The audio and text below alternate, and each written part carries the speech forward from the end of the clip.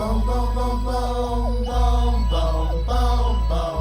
Now tell me what you gonna do. It ain't nowhere to run. When judgment comes for you. When judgment comes for you. What you gonna do. It ain't nowhere to hide. When judgment comes for you. 'Cause it's gonna come for you.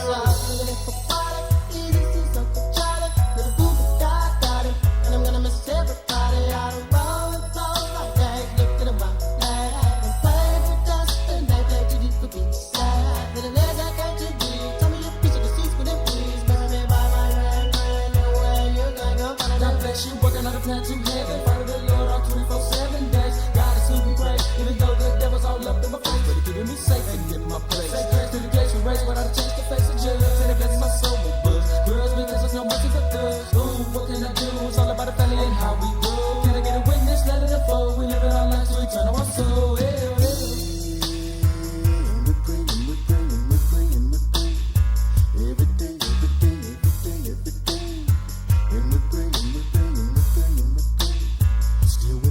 Now follow me, Rosto, whether it's television, savage, don't listen to the people that's no longer there. Well, he's a terrible. Instead of keeping up with their family, exactly how many days we got lasting? While you laughing, we're passing the way. So you're ready to go, cause I know I'ma meet you up at the crossroad. Y'all know if I ever got love with them both those babies. It's long gone, really wish you could come home. But when it's I gotta go bye-bye, all the little thug could do was cry.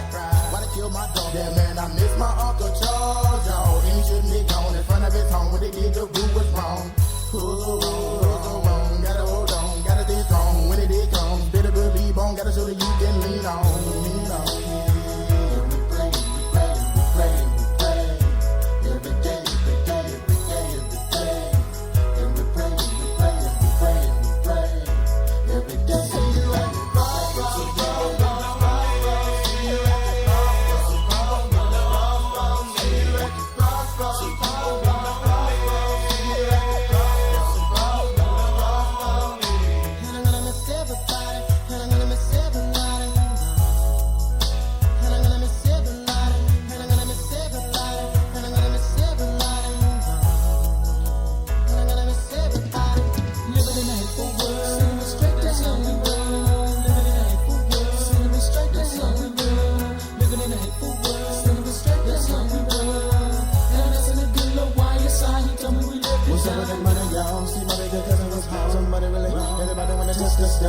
And this means instead of easy to fall. And nobody's sitting and cause and turning on that they didn't win any. Wanna come again and again. Tell me what you gonna do. Can somebody, anybody tell me why?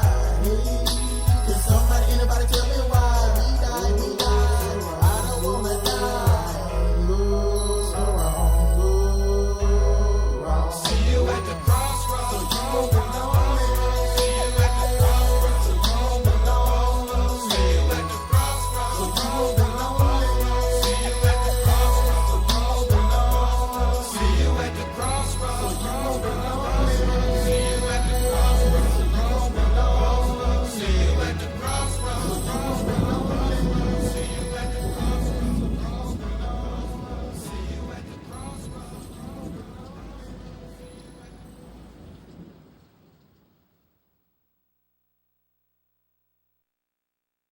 Peace. Thank you for coming. This is my first time speaking in New Jersey. Thank you to Brother Sanchez for inviting me. Give him a warm black hand. Give a warm black hand to the Nibiru Books, Village of Knowledge. Rashid. We truly appreciate having us. And for those who perhaps don't know, my name is Brother Rashid. And I noticed when we did the flyer, I didn't put my name on the flyer. But everything happens for preordained reasons. And it's not so much about me presenting, it's about the topic that we're going to speak about. We're going to speak about gangsterism in service of white supremacy. And we're going to speak about how gangsterism, what it really is, and has it outlived its usefulness as far as culture is concerned. And I think everybody here can generally agree upon the fact that we have to transcend that, the gangsterism. So we're going to go into the dynamics of it and see how really far-reaching it can go. However, before we get into that, I'd like to ask the elder for permission to continue. Thank you. And thank you. And we're going to bring up the queen, goddess, sister, Madam Butterfly, who's going to give a brief introduction as to what she has to offer, her services, and some of her upcoming events. All right, so please give the sister a warm black hand. Thank you. Thank you. I'm Madam Butterfly, and as you can see, my energy is a little bit low. Tell me where to stop. My energy is a little bit low. Okay. Can anybody tell me what I need? Because my energy is a little bit low. Sunlight. Sunlight? Anybody else? Ginseng. Anybody else? Huh? Encouragement. Well, I can tell you what I need is one word, and it's not to offend anybody. Some people call it dick, or some people call it penis. Penis represents the giver, energy, okay? And the womb represents the receiving of the energy. So I need energy, but I have to find a God who understands his energy. Okay, so we are gods and goddesses of a form of a energy, and an energy is life. Okay, and I just want to break down to you really short. I'm going to read a poem from Isis before I break down to you why a man needs multiple wombs, since we're going into relationships. You know, and there's a reason why everybody is single, and there's a reason why men need their ego stroked. So we're going to talk about, just really short, I'm going to read a poem from Isis. It says, "For I am the first and the last." And I'm just going to touch a little bit base on what that means. I am the first and the last. What she's saying is that I was the woman here first, you know, and I shall be the last. Through everything, I'm still going to stand through all. I'm still going to survive and be here. I am the honored one and the scorned one. You know, we don't really honor ourselves. To be honored means to be respected. To be respected means to give or donate or sacrifice to. So in these relationships, it's not hard to get a woman, gentlemen. It's not hard to get a woman who's been scarred, beautiful, broken heart. It's not hard to get through, you know. It's just that, are you willing to make that honor when you meet her? Because we've been programmed to stay distance from one another. So to be honored, I make men honor me, you know. I make people honor me because people don't know what that word honor means, okay? So people can respect you when you honor. So I'm saying, women, your womb, when you're energizing, you're giving life. So when you're giving life, it should not be for nothing. It should not be free. You're supposed to be honored. But the number one reason for divorces is because there's no application when it comes to the job. I'm just gonna read you when it comes down. I'm gonna read this rest of the poem, and I'm gonna read you what energy means. She says, "For I am the first and the last. I am the honored one and the scorned one. I am the whore and the holy one.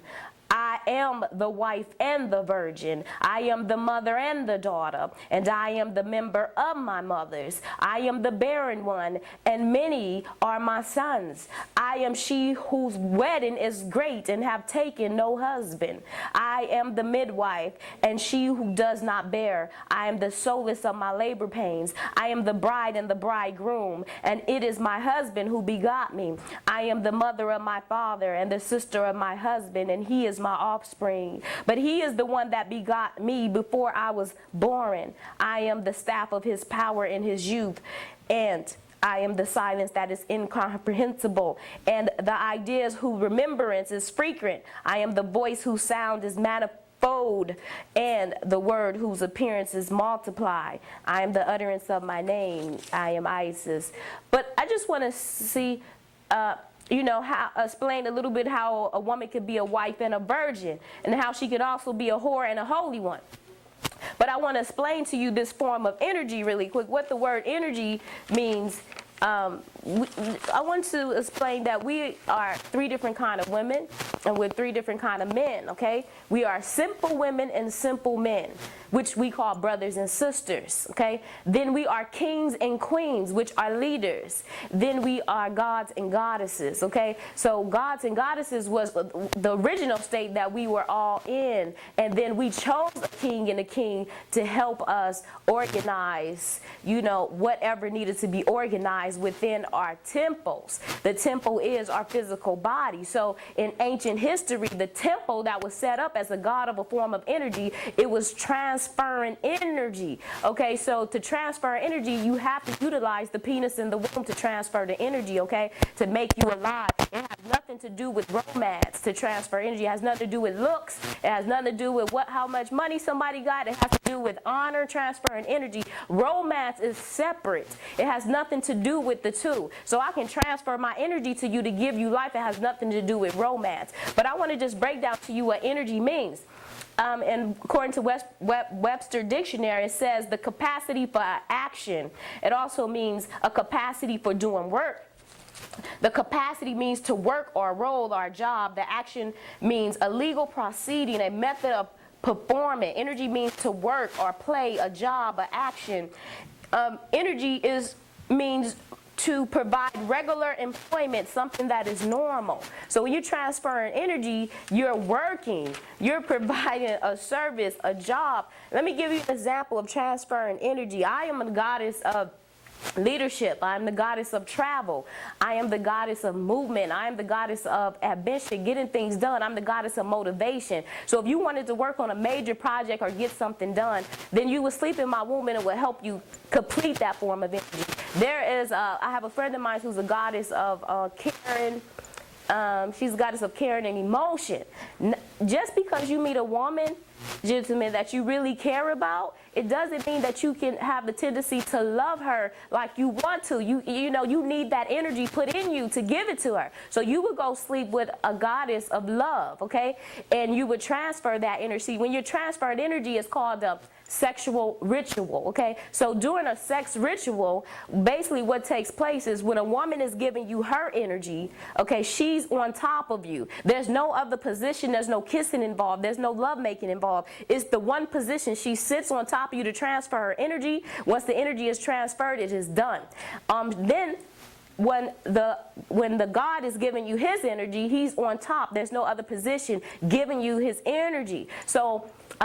So basically, if you wanted to love the woman that you were with just a little bit more, you would lay with a woman who was very, very caring, very, very caring, very, very loving. Take in her energy, and then you can now transfer it to the one who you want to be with. So energy was a form of trading because that's all you had. You had your energy. Your energy brought you creation, and your creation came alive. So, you know, so to be honored, when someone is giving energy, you're supposed to be honored for your energy. You understand? Whether you are male or whether you are female, he's supposed to make a sacrifice to your womb or to yourself. So this is a format of all the things that once were positive for us were tainted and looked at as negative to keep us backwards or to keep us down. But you are empowered from energy. Just even today, if I were to go, you know, all of these celebrities that you see on TV participate strongly in sex rituals. And the reason why they participate in sex rituals is because it empowers them. Okay, so if I was offered a man who had a lot of wealth and I didn't like him, but I had to give him the understanding, I am a goddess of a form of energy who needs your energy. There's no romance involved. You don't have to take me out. See, there's no instructions. You know, so the number one reason, as I was saying, for divorce is there's no application that's filled out at the time of the job or the service. So when filling out an application, what is the application? You got to know who you are and what services you can provide to a relationship. So as a person, you got to know what type of energy you're going to give this woman or woman you're going to give this man. Okay, so this person is going to get empowered by you because you are a form of energy that gives life every time when he lays in your womb. So it all depends on who needs whose energy. So I'm just going to be really short. I'm doing a seminar breaking down What is a simple man, a simple woman, a king and a queen, a god and a goddess, and why men need multiple wombs to live and for energy, okay? And also, not everybody, can come aware of, how to transfer energy, but I tell you, it is a power in it. It is a power in learning how to transfer the energy. It is a power in, anybody have, okay, you want to ask me a question? What you're talking about is study. In fact, the word Israel, you have Jews talking about Israel. Actually, that means ISIS is the light of hell. Mm-hmm. Okay? Okay. Now, like El Nino means the black baby. Okay. Okay. We are the El. Mm-hmm. Okay. Mm-hmm. The other thing, like when you speak about energy, that goes back to India, Tantra Yoga. Yes. Sigmund Freud brought back. Yes. How to use that energy. Yes. Because a lot of times, a man is not supposed to give the energy. Yes. He's supposed to actually bring it to end up. Because Yes. if he gives up the energy, then it means it's a climax. That energy is now being dissipated. It goes into you. You receive it. Yes, absolutely. And I want you to say that transfer of energy, as a man, you should not ever, not once, ejaculate from the penis, okay? Unless you are trying to create a child. Because once you ejaculate from the penis, you are releasing your life force, you're releasing your energy, you're releasing your protein. What you want to do is allow the sexual energy to build. And once it builds, at the bottom of your penis is a bang. You all men know what I'm talking about, and women. Listen, you press it really, really, really, really, really hard.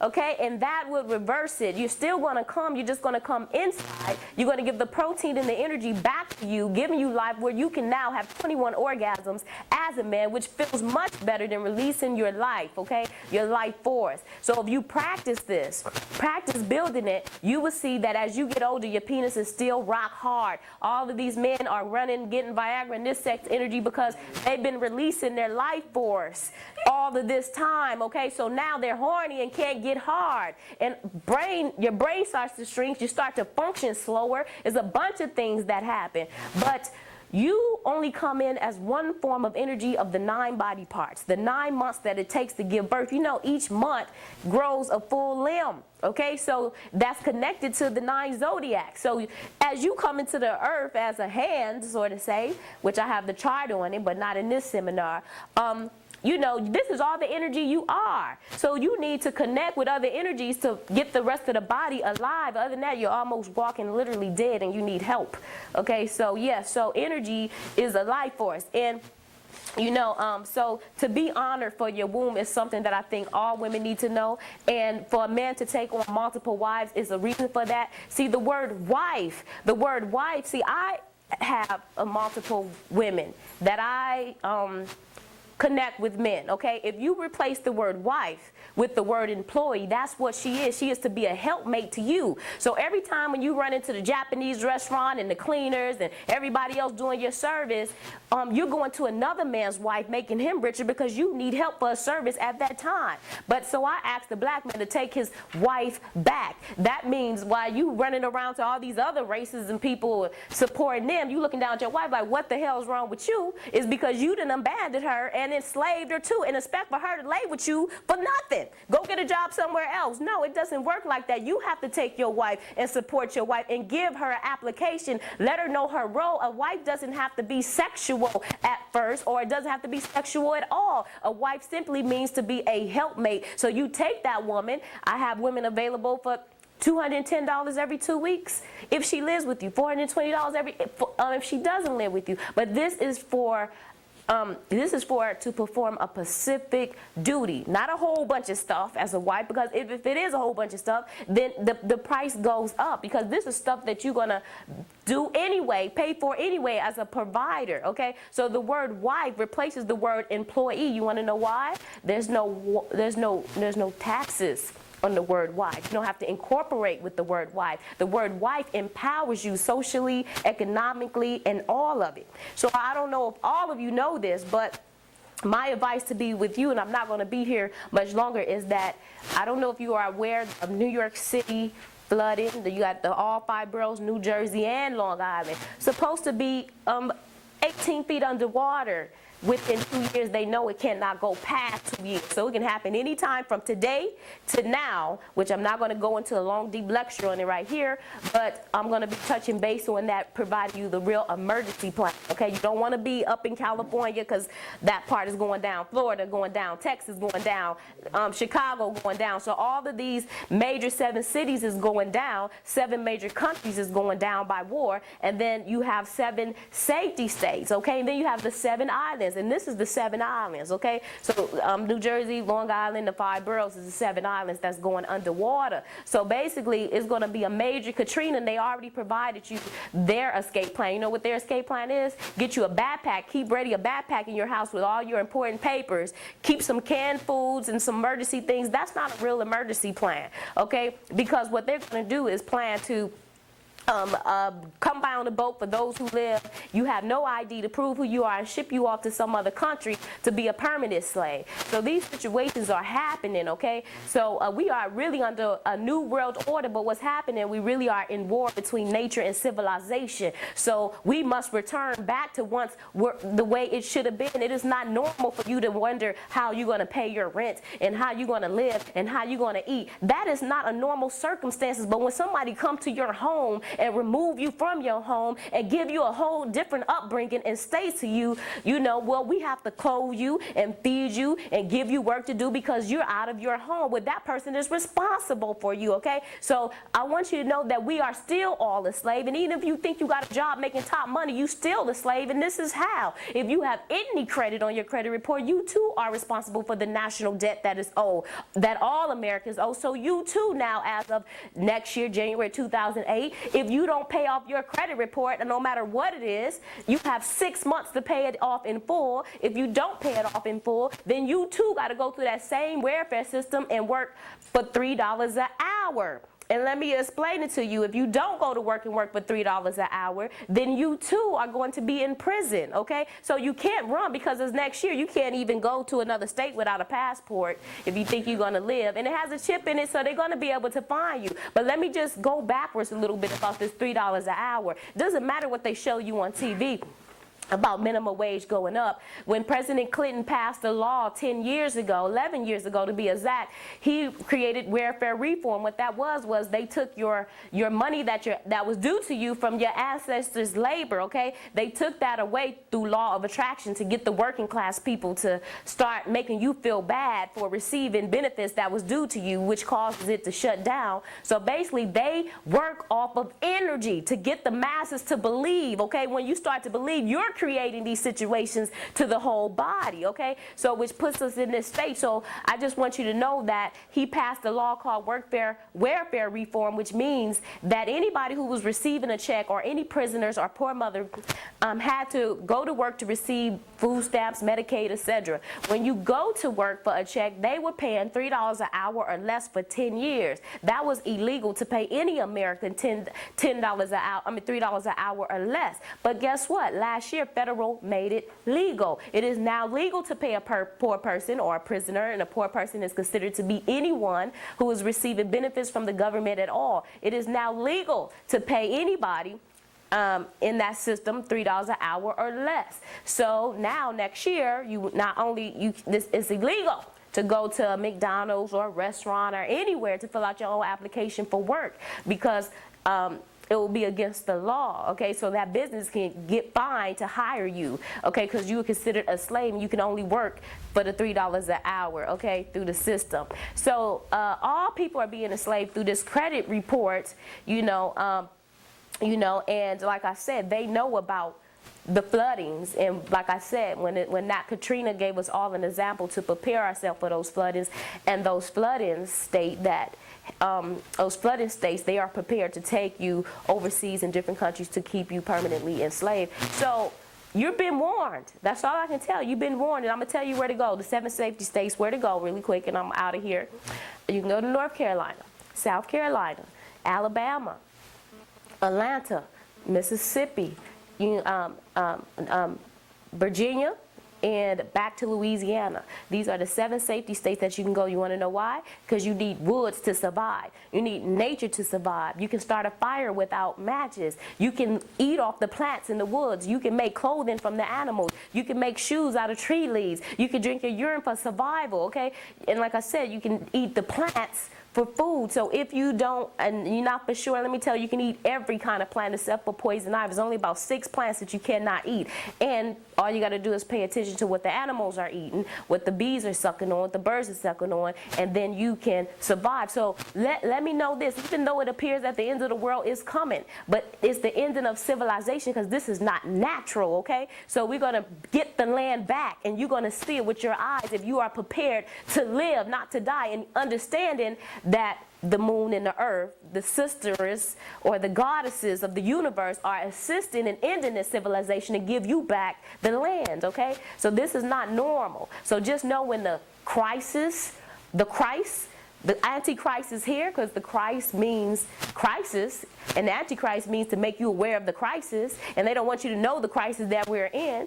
So when you get the crisis, you know, you need to prepare by preparing yourself. If you got any legal documents, or if you own anything, ship it to some family members anywhere down south, so they'll have your original birth certificate and things like that. You can keep 2 copies of, so they'll know that you are a citizen, you know. So it is going down, people, and it can go down any day from today, but it's not going past 2009. So just so you know, if you got your assets here, now's the time to sell and get out. You can take it for a joke, wait till the last minute like some of the people in Katrina did if you want to, which most of us will, but you've been warned. That's what I must say. And another form of energy and survival in the woods is sexual energy. The best thing you can do in chaos is start sex, because it builds up the energy, builds up a lot of things. So, you know, that is a life force in itself. So I just want to thank you all for listening, and if you have you know, any questions, I can answer really quick. Okay. I just want to know about learning more about your information that you put out. Yes. If you have a way that I can get in touch. Yes. I'm just studying just like Yes. talking. Absolutely. So on. Absolutely. Okay. I'm going to leave that information in a minute. Marvin Gaye let it out too, sexual healing. Oh, yeah, absolutely. Sigmund Freud, Absolutely. Ego energy. Absolutely. And in fact, because we have a natural pineal gland, Yes. this is where the godness comes in. Yes. In the ancient Egyptian, the Sphinx, Mm-hmm. the Sphinx, in order for you to get into the Holy of Holies, you have to go through the Sphinx leg. The Sphinx was feminine and gender. Right, absolutely. Okay. Absolutely. And that's the triple darkness. Okay, absolutely. You're right. Okay. Okay, sir, in the blue.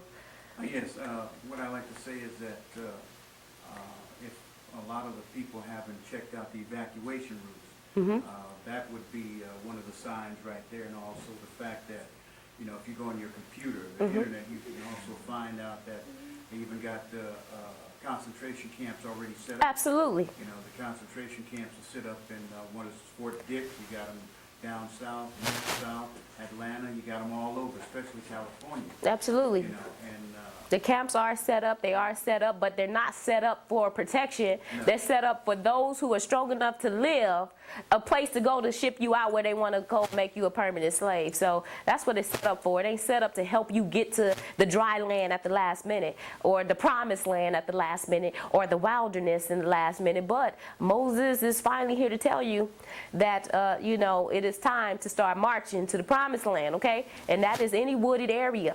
Okay, you can't be in California in the desert, because you wouldn't survive in that heat towards Nevada and California in a Katrina. You can't be in Wisconsin and where it's cold at that whole area, because you can't survive in the snow right now. So that's the mutual area. Those 7 smallest cities in the states of the United States sit at the bottom. Look at Atlanta and follow the states right there. That's where you want to go, and let your family members know where you want to go. Okay, and I will be located, this is September 30th. If you guys want to come to my seminar, I'll be more in details. Seminar is given by Brother Rashid, who's going to be speaking to you in a moment. And I got some flyers on the table, and it's called Scared Financial Freedom, Choose a Wife, where we're going to go over more in details of the topics of what I was talking about, the secret gods and goddesses, decoding the dollar bill, the Illuminati, who they are and how they enslaved the rest of us, and Life in Kemet, how the world operated under the sun and the moon. So that's Sunday, September 30th, 2007. That's at 2 o'clock. It's $10. Hopefully we'll have some food, good music, and you have a good time. That's in Harlem. And the address is 124 West 124th Street. And if you need to reach me again, I'm Madam Butterfly, and my number is 917-334-4742. So you can also get it, I'll say it again, it's 917-334-4742. Okay, you had a question? Do you have a flyer with that information? Yeah, they're on the table, and I also have a DVD on there that's talking about some of the things in detail on that table. If you want to grab it, you're more than welcome to it. And thank you all for listening. Is that it? Is that the questions? One more question. Okay. Madam Butterfly, what I'm curious about is this. How do you get our people to wake up to see that there's a catastrophe fixing to happen? I mean, I've tried to wake people up. People laugh at you when you try to open their eyes. Oh, yeah. I'm a Vietnam vet. Oh, yeah. I can survive. Oh, yeah. And I can one thing we need is we need to teach the brothers and sisters how to use maps. Well, the main thing, let me tell you how to get the people. You need to take a wife. You take your wife and your family, or take wives and your family, and then we're going to be discussing how you get wives, okay, and how to take a wife. Women love that word wife, you know, and if you take a wife, pick a wife, choose a wife, based on non-sexual at first, you will get as many wives as you possibly can afford, and you take your family and you leave to save thyself. So it ain't for everybody to live through this masses. It's only for the chosen people who the promised land is for. So you'll run out of energy trying to tell everybody what's going on. I've been there too. You know, so I realized, you know, me as a woman, I need multiple husbands because I want a palace up in the woods. So I'm trying to take my men, you know. So, you know, a lot of people are not, you know, a man is just to be a provider, but we have relationships, you know. And so I gather with those who have like minds like me, and we discuss what we can do and how we can build and how I can be a wife to them and how I can also get them farther wives. So all that will be part of the meeting, you know. So, okay. I'd like to know something. How do you go about picking certain mates? Is there a verbal thing or a violent? I tell the woman one word, need a job. That's it. Okay, well, all right. But on the, like, if you're looking, how do you see? What do you know? Is there certain thing that you look for? Or is it just a certain feeling that you No, like I told you, romance different from a wife and energy, you know. So romance takes time, you know. So romance, it takes time to get there. So you have to go in the mind state of I took on a wife to be my helpmate for a purpose, help build the foundation first. Love gonna come later, you know, but we trying to get love first before the foundation, which is rare, but it happens for some. But those who go build their financial freedom, you know, somewhere else, then they can afford a wife. But you can do it with what you have. Okay, one second, let me let him finish. Okay. And then in this society, there's so many women, the majority of women that's living in America, they don't think like that. Because you know why? Because yes, they do think. That mindset of having more than one mate. Let me tell the various reasons that you're gonna have them for. Let me. Going uphill. No. Let me just explain to you really quick. All of the wives that I have. I mean, it's a good one. Wait, all of the wives that I have, I told them one thing. Two things. I told them. I said, first of all, you're a wife. Wife simply means employment. Wife simply means to be a helpmate. So you are a wife and a helpmate. And the reason why I call you the word wife, because there's no taxes on a wife. Other than that, her name will be an employee or an employment. But this is how you beat or get around paying taxes, okay? So because she is your personal wife, you don't owe anybody. You God of self, okay? You don't have to go incorporate to anybody. This is your wife. It's personal. You have to call her your wife for those reasons. So we have to separate the sexual romance from the word wife to elevate you. And when romance comes, great. You know, but that's the first step to how I achieve to get. not an issue. I have them lined up every time when I set up to get them. Wow. Okay. Oh, I'm sorry, 1 second. Okay. He was next, 1 second. Okay. My whole thing is, generally from my experience, is that the woman actually makes the choice. In every animal species, the woman makes the choice. Now, because the women make bad choices, okay, because we would all be rocket scientists in here if you had chose us to be rocket scientists. Okay. Okay, but now, the whole thing getting back to what you're saying, and if men are making choices for these women, men do not make choices. That's not what I'm saying. That's not what I said at all. What I'm saying is the women make the choice in a romantic relationship. She do choose him. But as far as a job, if you looked at her, if you had, when I say a job, honestly, if you calculate how much money you spend out on a daily basis eating out or cooking out, or how much money you spend taking your clothes to the cleaners, I'm talking about for these people who do spend that type of money. For these people who may spend a lot of money in taxi service or whatever service it is, if you calculate that, if you meet you a wife with a car and paid her, you know, I'm telling you, I have contracts set up with these women who are honored to get paid $200 every 2 weeks, way less than minimum wage. If she lives with you, because you done already took half her responsibility. If she doesn't live with you, then it's $420 still under minimum wage bi-weekly. So that's $800 a month for Pacific duty. But I just want to say to you, when it comes to choosing romance, all women choose to be romantically. But when it comes to work, when she hears the word need a job, romance doesn't matter. And it allows you to get to know that person because that person is providing a service to you. And if romance comes, like I said, it comes. But it takes time to come. In the Bible, there was, who had the wife named Sarah? I think it was Abraham. Abraham worked for the father in the field before he had romance, you know, for the daughters. You know, so what I'm trying to say is let work and business come first and romance will come later. You know, so you have to separate those two going in. We have been taught and programmed to lust after one another. And lust and love making don't get us nowhere first. You know, so but a headache later. So you have to set yourself up for, you know, empowerment. Empowerment first. Okay. And that's exactly what I was saying, because when you say a man, most men, when you say 7 women or wives, they start thinking, "Ooh, wow, I got to have sex with wives. This is a lot of wives," and that's the first thing they think about. You gotta get that out the way for you to do what you do. Right, absolutely. Man's mind Absolutely. in the right place. Absolutely. And you know what? That's a form of honor. I honor you enough, you know, for your skill. And see, a lot of women may not know how to cook, but guess what? I didn't know how to set up a bike when I went and bought the bike out the store. I read the instructions and I learned how to put the bike together. So we have to learn skills, you know, but unfortunately we are going to be forced by nature to go back to our original state of once we was, and those who do not choose to live in civilization in nature shall die. So you have to go back to that. Do you know you got to pay for nature now? You can't even go sleep on a campground to experience nature because they understand what you learn in nature. You got to pay for nature now, you know. But I'm telling you, get prepared. You better go out in the woods, in the country somewhere and start as having these experiences. A lot of people don't know that the cow makes 101 products. The cow makes more than 101. They make leather coats out of the cow. The cow feces is used as minerals for alkaline water. Cow feces is used to make brick, okay, cement, things like that. Or cow feces doesn't.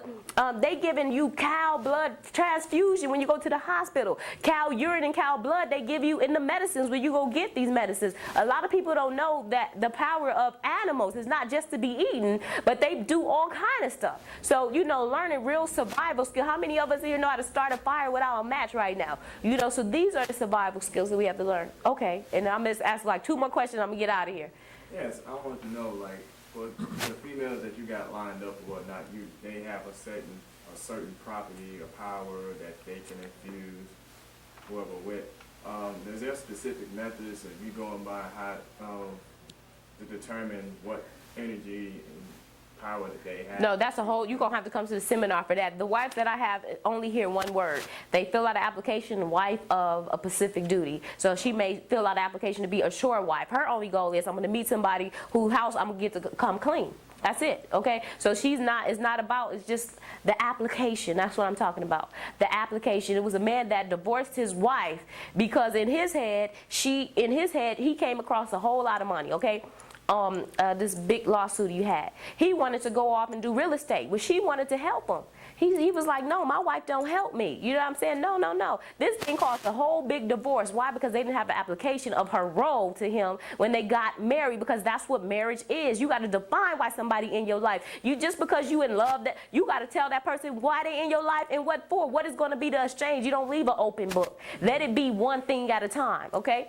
So I'm gonna close that chapter out, but hopefully y'all come to the seminar and y'all get to, on the 30th is just next Sunday, so y'all could, we gonna go full in force and detail with it. Hopefully y'all walk away with some wives. And thanks for having me. Brother Rashid, you wanna come back up here?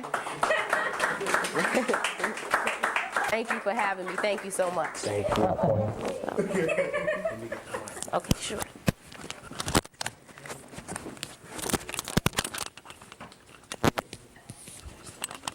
Give the sister another warm black hand.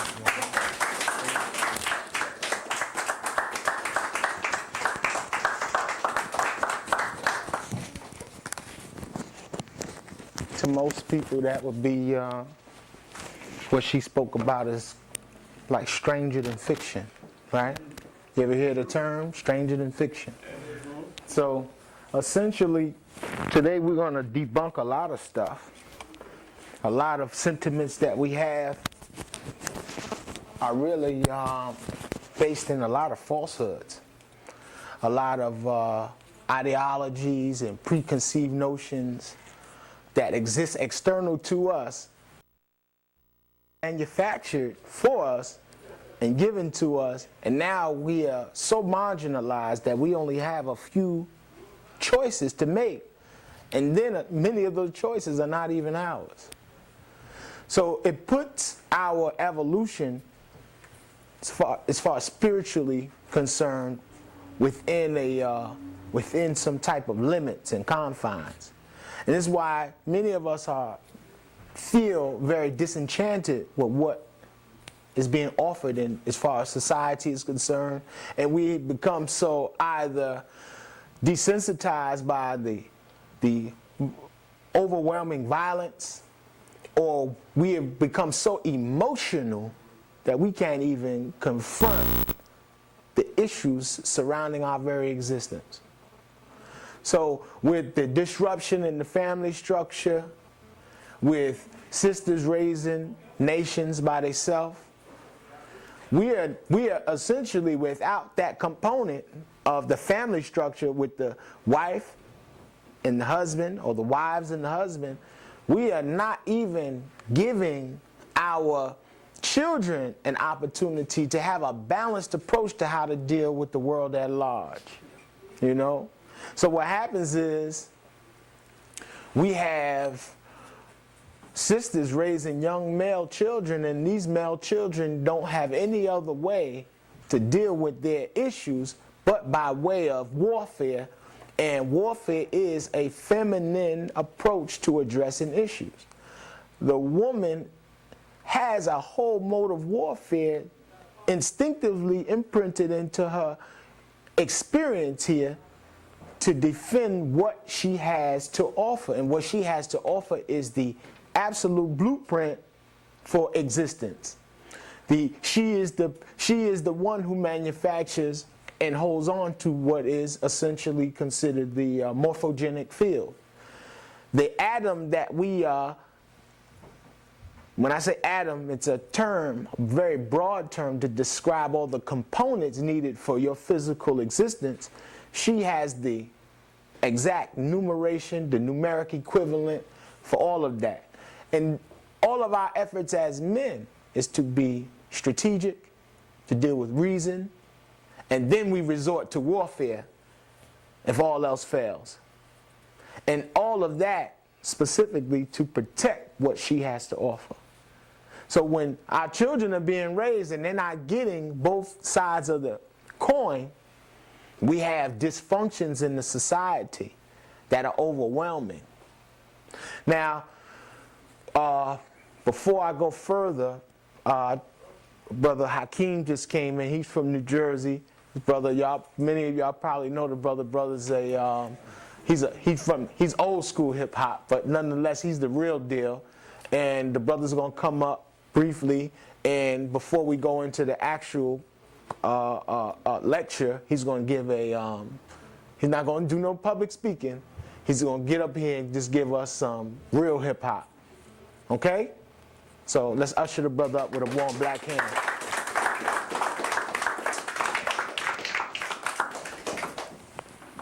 Wow.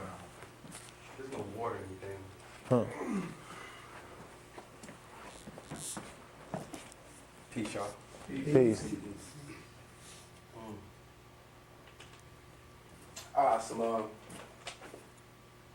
Some quick spoken word. Yeah, I get you there. All right.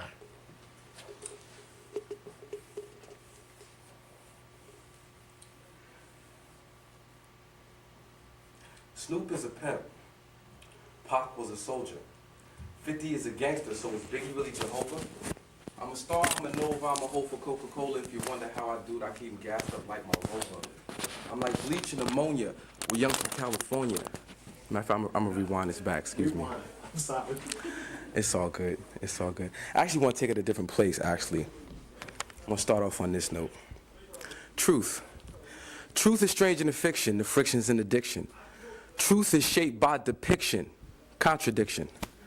The truth is embedded in the past, crushed to ash, but the truth always rises, so the honest will outlast.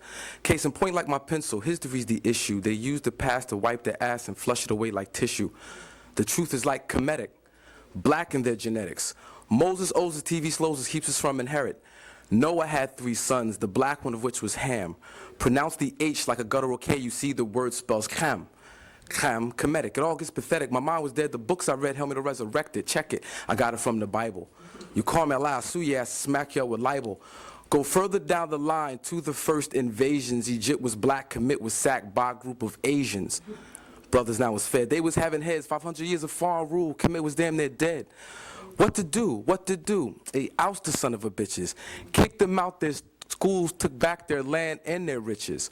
Holy Moses owes us. Where did he get the gold? 10 commandments on a scroll. Another lie they told. 10 of 147 negative confessions. Killing a person happened to be one of the transgressions. An Egyptian dead. Moses fled. Don't you see the point? He came back with God on his side and then he robbed the joint. God's chosen people, but aren't we all equal?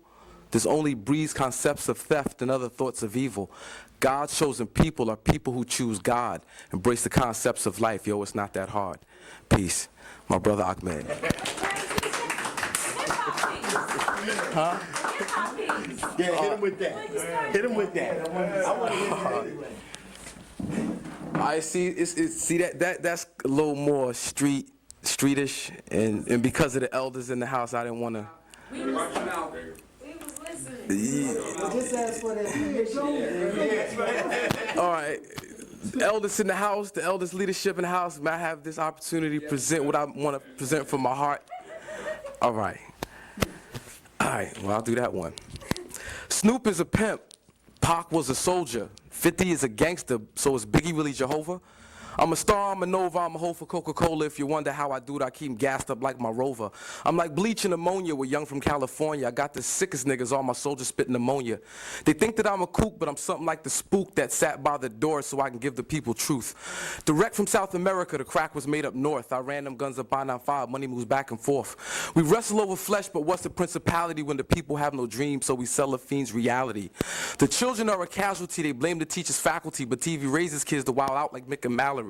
Raise the teacher's salary like they lowered Oprah's calorie. Your little sister Valerie's in a photo gallery. And one more thing, just one more thing. If hip-hop is dead, you gotta change the channel. Get off the pale horse and untie the camel. To cross the burning sand, hip-hop's a burning man. Children come to Mr. Green, learn and understand how hip-hop was sold, niggas lost control. Crucify the savior for 3 pieces of gold. Hope gets stained for the same ropes and chains that kept Jesus on the cross. Keeps heroin in your vein, keeps Hiram in the grave when you content with being slave. Get up off that ass, see the devil get slayed. I come back to resurrect the youth, to stand for Big and Pac, live for Jay and Proof. Most rappers in cahoots, they never tell tell the truth till they on the witness stand and he's the only proof. The sky is falling or it could be the plane. I want to get out the HOV but someone's in my lane. Pushing big bodies over dead bodies while the blind, deaf, and dumb wave back at everybody. I'm not LL, don't call it a comeback. The house feels empty, bring my nigga run back. I learned to be a teacher, you learn to bring them guns back. Let's put two together and tell the devil run that. What's the cost for the life of Rick Ross? But addicted crack mothers and now our babies lost. Rap niggas floss in the name of the law. So with the mic with no cord is how I hold my sword. They say real niggas do real things, but Nick Goose means most high, so real niggas are kings. Yeah.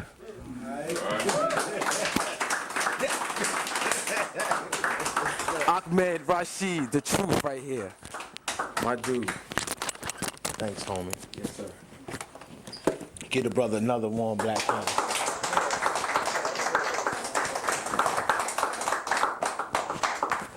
That was appropriate. And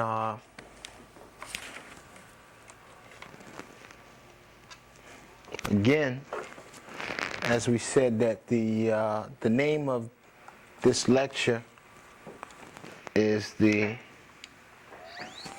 Gangsterism in service of white supremacy. And when we went to Philadelphia about 2 or 3 weeks ago, Should I dim the lights or something so we can yeah, we're gonna dim them. We're gonna dim them. When we went to Philadelphia, we had told the brothers and sisters there that we were coming here, what we were going to talk about, and we told the brothers and sisters. Madam gave a similar presentation, and we spoke about generally what white supremacy was very briefly. However, the brother Ali Muhammad, have any of y'all heard of the brother? He's from Philadelphia. He has the information pertaining to the contemporary and the neo-Moorish movement, neo-Moorish paradigm. He has an organization out there called ISIS. And his brother Akil, they gave a dynamic presentation. But in his presentation, he said that if we are in fact in full control of the faculty of thinking, then we have dominion over the elemental world. Then what is white supremacy if we control everything external to us based on our thinking? He said white supremacy is the product of black inferiority, which is absolute truth, in that we, you and I, sanction, we rectify, we give life and credence to everything in this paradigm. Nothing can go down unless we accept it. And all law is consent. So when the pigs run up on you and they say, hey, give me your ID, and you go fishing in your clothes, you say, here, you've just given consent to be dealt with any which way. Whether you in a Jenna 6 situation, whether you in Sean Bell, or wherever you at, or whoever you think you are, if you are not operating within the know of that you are law, you are the embodiment of law, then you have, in a sense, co-signed another person to be responsible and a ward over your affairs. So does the sun ask permission to other suns in the universe to keep its planets in orbit? Absolutely not. It don't need permission. It's a localized, specific system, separate entity, autonomous, sovereign in and of itself.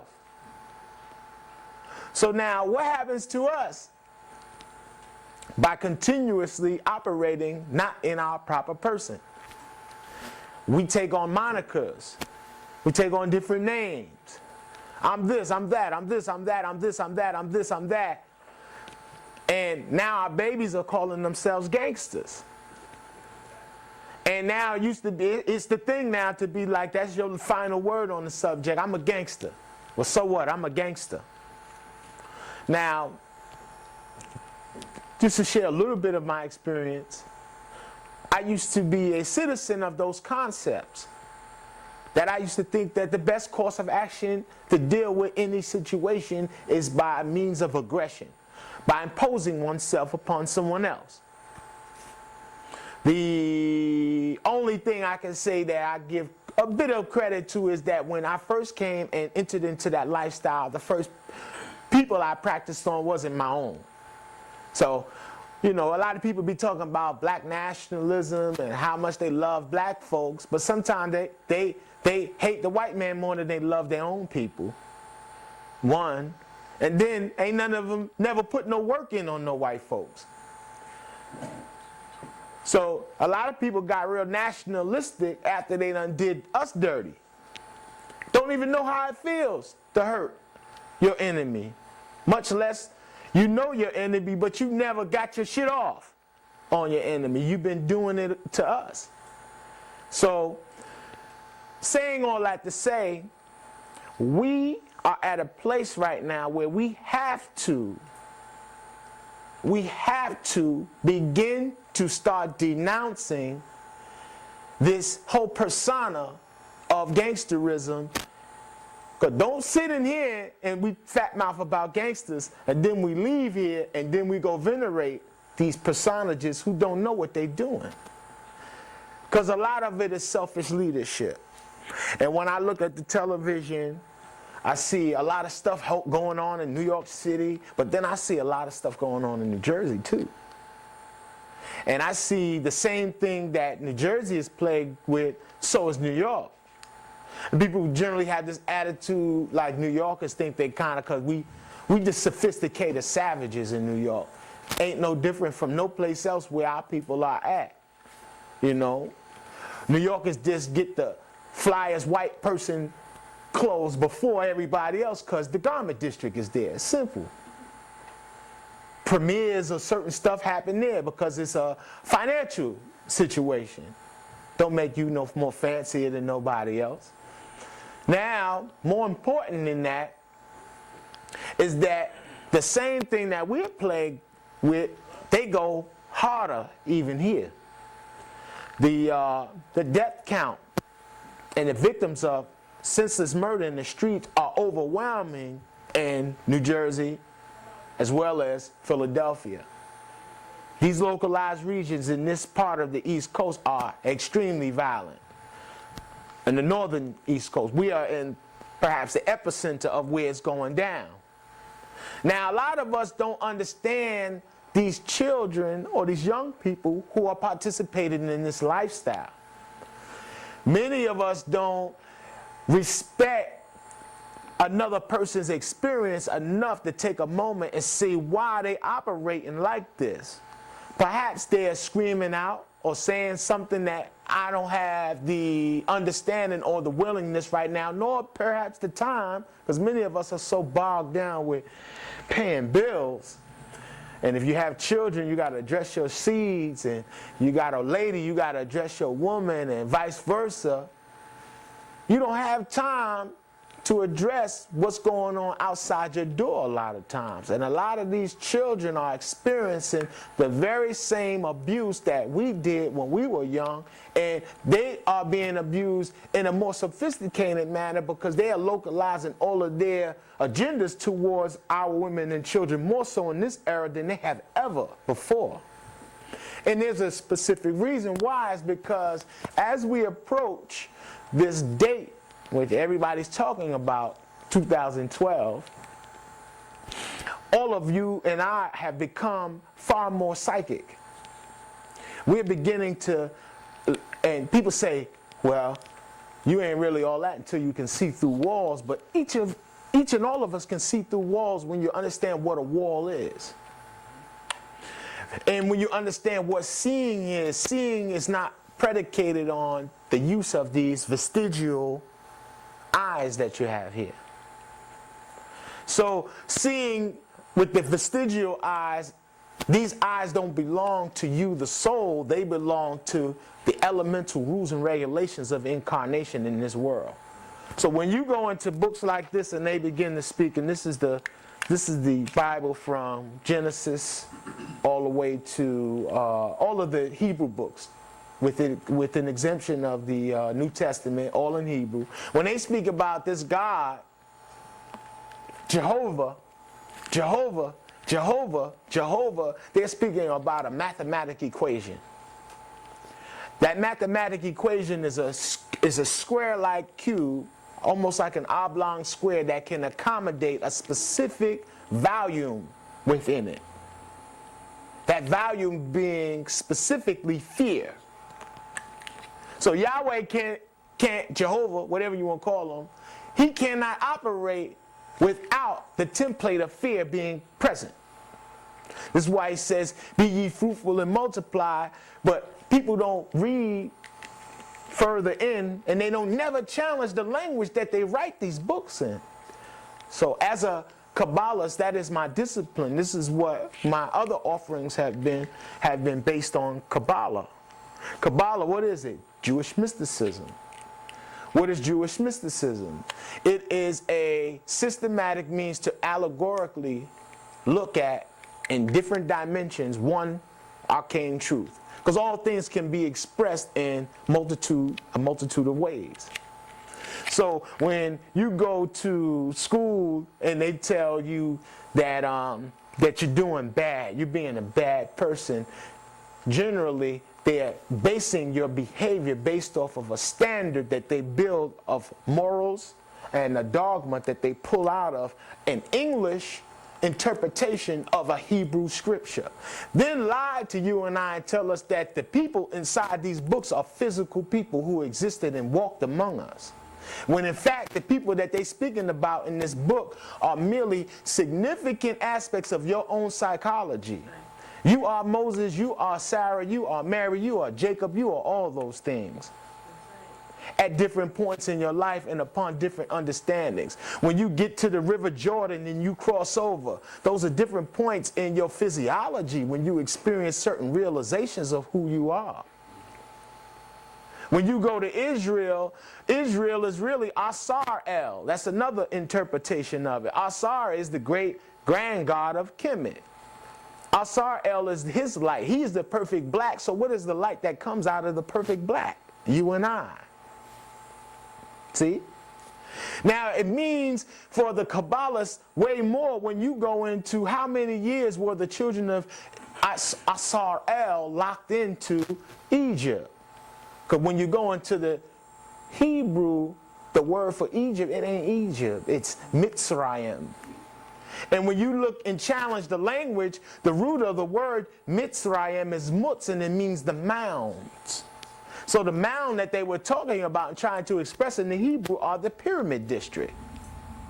So they're speaking about a specific type of souls that have to be, whenever you incarnate in Judaic Gnosticism, whenever you incarnate or whenever you have what is experienced they call the fall, that means that something spiritual has now made a decision to descend and incarnate and thus take on it a whole new canopy of rules and regulations which bind it until it makes its return. So when you decided to be in bondage for 430 years, as the scripture goes, they really talking about the soul and its captivity in a specific area on the planet. Why Egypt? Well, Egypt, very, very significant place, and this is why I always want to reiterate to people so they can see how significant it is that the pyramid on each of its corners is directed to the equal distribution of land on the entire planet. They built the pyramid in the center of the planet. This is a very advanced approach to architecture, is it not? From that guideline, they created a whole bunch of parallel lines which create an entire grid where they can know exactly where to establish high-level civilizations. Now, our enemy never had a standard or a reed, a rod by which to measure nothing. He always does what? Does the knowledge to you and I. He sees what we do in our most advanced moments of civilization and as well as what we do in our ignorance. Because even what you do in your ignorance, he found a way to get a bump of money off of. And we're going to talk about that today too. Because he created the civil rights movement, your enemy. Your enemy created the Black Panther Party. He created all of that. He created all of that. And he created it just so he could take it back away later. Or revamp it. Or change it. But he ain't make hip-hop. But now he's trying to morph hip-hop. He's morphing what you perceive hip-hop to be. And thus now he's cutting all them brothers off that we thought was getting all that money. They can't sell no records like they used to. It's over with. Now they're putting out who they would like you and I to listen to. So we're going to demonstrate in our presentation. We have some visuals. We're going to speak and show some stuff. But right here, I want to dedicate this presentation to my brother here. This is one of my mentors. This is my brother Rab, who died in the streets of Brooklyn from senseless murder on the 13th of this month. And this is one of the people, if you ever lose your children to the streets and ain't nothing you could do about it, you'll be lucky if they run into one of these brothers who wasn't into the selfish leadership and exploiting the kids and making them do things that go against their nature. Because a lot of these kids is not really built for warfare. They're not really built for the things that they do because the quote-unquote leaders haven't even gauged the rank. They don't even know if some of these kids in these gangs can even read. They don't even have a program to teach them how to read. So what is a gangster? Well, a gangster is primarily someone who receives financial revenue from being a part of a gang. And a gang is an organized structure who do things to promote their agenda. Now, what agenda are the gangs promoting who reflect the demographic from where we're from? Is it to empower the community? That when you come outside, the babies can't even play outside because they might get killed because of bullshit discrepancies that are based on nothing? Absolutely not. The gangsters are the ones who established the economic and commercial systems that we fall victim to. Those are the gangsters. Now, preparing for this lecture, found a very interesting book here, and it's called The Indians of New Jersey. Now, there were Indian tribes all over North America, Central and Southern America. These people reflect the people who had a loyal ownership of the land, but not an ownership based off of the concepts of what ownership entail to you and I in this system of commerce. We think ownership is really, many of us don't really own anything, especially those of you who drive these cars, because they can prove it countless times. If they haven't done it to you, you know people they've done it to, they'll take your car. Because you're not paying what they say, because you signed up to get a license because you feel like you can't do it by yourself. So I got to get a license. So with the license, it says that I got to drive and I got to pay insurance because just in case I hit somebody. I can't say, hey, bro, if I hit you and you're still alive, I can't say, bro, hey, can I take you to a ride to the hospital? I got a few dollars on me and I got some money in the bank. Perhaps we can see what we could do, wrap up the leg. Or take the brother to a neighborhood doctor who could fix it up. Because they survived in the old gun west. They'll shoot you, they'll take you anywhere. Take you to a veterinarian if they got to, just to get the bullet out, right? So now you got to pay an exorbitant amount of insurance. Many of you will drive and never hit nobody, right?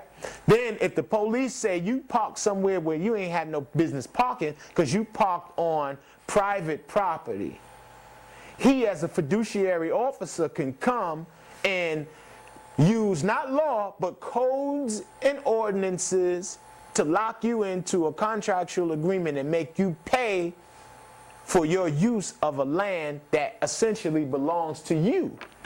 For the simple fact that you were born with somebody owing you something. Stop thinking we always grow up, people saying, don't nobody owe you nothing. If I didn't ask to come, when I get here, you better have something for me, right? And the birds, when the last time a bird ever came up to you and asked you to feed it? Or a worm came up to you, or a little worm came up to you and asked you to feed it. But we walk around asking people to do shit for us all day long. So when I say somebody or something owes you something, nature owes you something. So these people had an ownership of themselves because they had a relationship with nature, right? They had a relationship with nature. So they were the original inhabitants for here. Then in what's called New Haven, you've heard of New Haven. In New Haven in 1665, the Pilgrims who were living there decided to leave and create another financial situation. So they tricked by high-level subterfuge and got the people, the Indians, in fact, their proper name are the Lenape Indians from this area, got them to sell land. See, these people don't understand when they were saying sell something. I think in the Indians, probably in their language, which is all language which is perfect, is the language of simplicity. The few words you have are the best language you can have.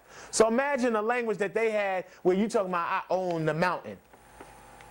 Or I own that tree in the river too that goes with it. In their mind, they was probably like, the white man is crazy. Just give me these guns, give me this tobacco, and the rest of this, and you just go ahead. You go ahead. Do what you want to do. But they didn't know about the sick psyche of the oppressor, and he makes sound philosophies using the well placement of words to create stuff like manifest destiny. And with manifest destiny and religion behind him, he can come over here and declare you and I a savage. And then create a financial institution here for the sanctity of the land, because we are not able to do it on our own, because we're not good Christians. Right? Very auspicious in the number and the timing. Newark was established in 1666. Right? Very auspicious, the number. 666 is actually, is it negative? No. Absolutely not. That's right. It's not negative. What it describes is the numeric template for all organic mass. Everything that requires copper to exist, and everything that's organic needs copper in order for it to subsist. Without copper, without carbon, we're getting to copper later, because copper is very significant too. Without carbon, there's no natural flow. There's no natural flow of things. Okay? Now, and the color of copper is our color. It's black. Okay? Now, here we have some occultists. I don't want to call them Klan members. These are occultists. And the reason why I call them occultists, can you zoom in and get it? Good shot. The reason why, and this is in New Jersey also. Can we turn out that light? Yeah. Bill, hit the switch on the wall. Peace. Okay, that's better. Okay. Let me see if we can do this. If I get shocked, you gonna finish this lecture for me? I ain't gonna mess with that. I'll wait for the brothers to come down. I ain't messing with that. Now this is in New Jersey. And the reason why I call these Klan members occultists is because the Ku Klux Klan is an occult organization. The reason why they call it the KKK, that's a Kabbalistic anagram for the number 33. They use the letters KKK because the K is the 11th letter in the alphabet. KKK, 11, 11, 11 is 33, which is the grand number for the Anglo-Saxon approach to Freemasonry manufactured by the individual named Albert Pike. There was no 33rd degree prior to Albert Pike. There was only 25 degrees of Scottish Rite Freemasonry. He, while on the run, he was a Confederate general, meaning he fought for the Confederacy, Black Masons. I happen to be a member of the Freemasonic body. However, we have entered it now to breathe new life into it, and hopefully invigorate into it a desire for brothers to begin to canonize the meanings that we grant Freemasonry and keep it to ourselves. Because all of the books, there's no such thing as a secret in this world. The secret is only within you. You are the secret. To observe you is to see the secret. See? So everybody been talking about The Secret and how wonderful the Secret DVD is. Well, the Reverend Valentine, Bobby Hemmett, everybody, Delbert Blair, Aline Bay, everybody been talking about it for the last 15, 20 years. We was talking about it in Kemet thousands of years ago. The use of your mind. Okay? So now these occultists wear these hoods not to cover who they are, because they'll let you know who they are. They actually do the lynching now. They don't even use the noose now no more. See how they trick them boys? Throw the noose up there, but the real noose is going down. The real noose is going down. Excuse me, did anybody got a red card there? Yeah, what's up? Can you get you a ticket? Okay. I apologize. That's all right, beloved. See? See? See? This is coming down now. Right. Right. Now the noose that they using now, the noose that they using now is the legalese, the noose of a language that they don't even teach you how to speak in elementary and grade school. But when you get to the court system, they speak in the language that you ain't never spoke about, never heard of. I don't know nothing about this. I need somebody to represent me, because you can't present yourself. Then you get somebody that's contracted to them, because he's contracted to be able to use the language because they copyrighted it all. See, the roots? It's all about occultism and hidden symbolisms. So now this is in New Jersey, so it goes to show you that the occultists here that we're showing are everywhere. Okay, everywhere. Now, here we have a picture of some Klan members prior to them adopting the actual hoods. This is a picture of some Klansmen from when the Ku Klux Klan was first created. So now you see it was a mystical order created by, and I believe Albert Pike had hands-on work as far as formulating that also to refight the Civil War. And the ruse that they used was to come in and make public sacrifices and make it a game to hang us systematically and ritualistically, to create, not only to destroy the resolve in the people who were not freed with the Emancipation Proclamation. The responsibility and the jurisdiction over slaves was just handed over to somebody else. We never got freed, right? How can you free something you can't free me because I am law? How can you free something and you ain't even free? He's not even free. Now,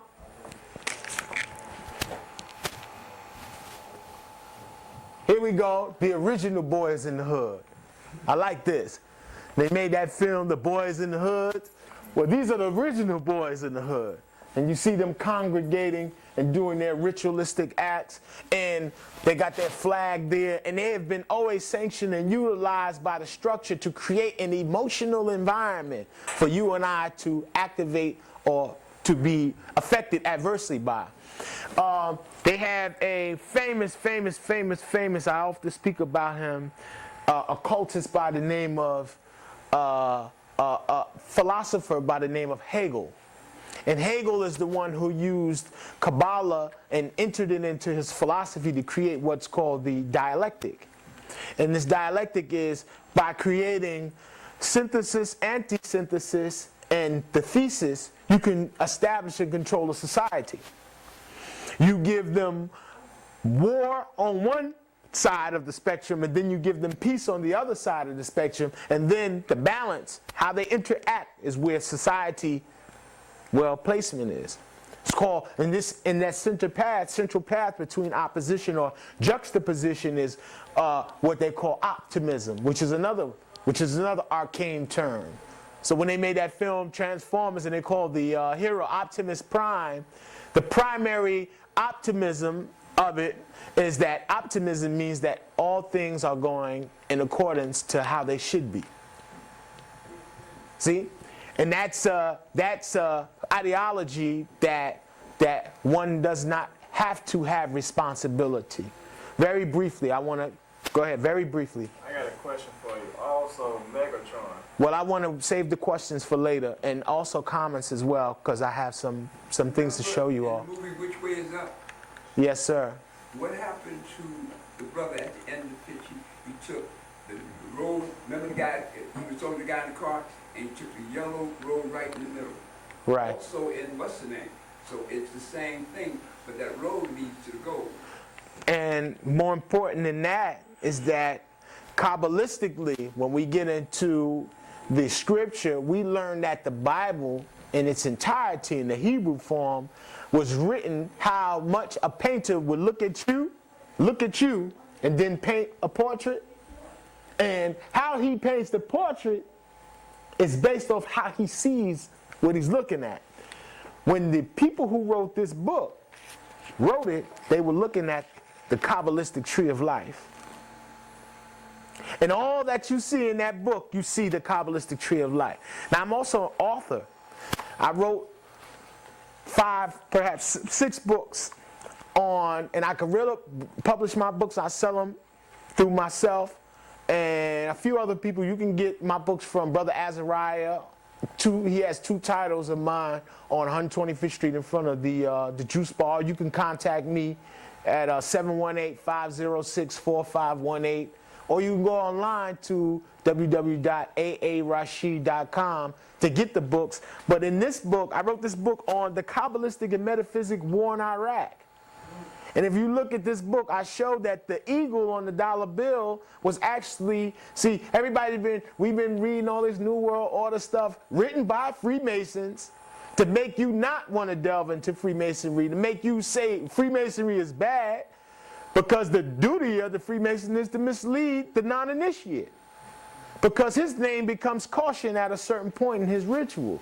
So he don't know who you are. So they'll sit down and create all these books that denounce Freemasonry and say it's all about the goat and all about this. They talking about worshiping the black man and woman in the lodge in different forms of fashion. What you have here in the dollar bill is nothing but a depiction that was drawn from the Kabbalistic tree of life. In the book, we qualify how they use this, and this is the map and read on how they wage war all across the globe. Okay, so their whole agenda is not just about oppressing us on a very overt level where they got our foot on our neck. It's also to have their foot on your neck, but to squeeze hard, to get to push down hard so you can scream loud enough so they can resonate and vibe off the fear template that you emit.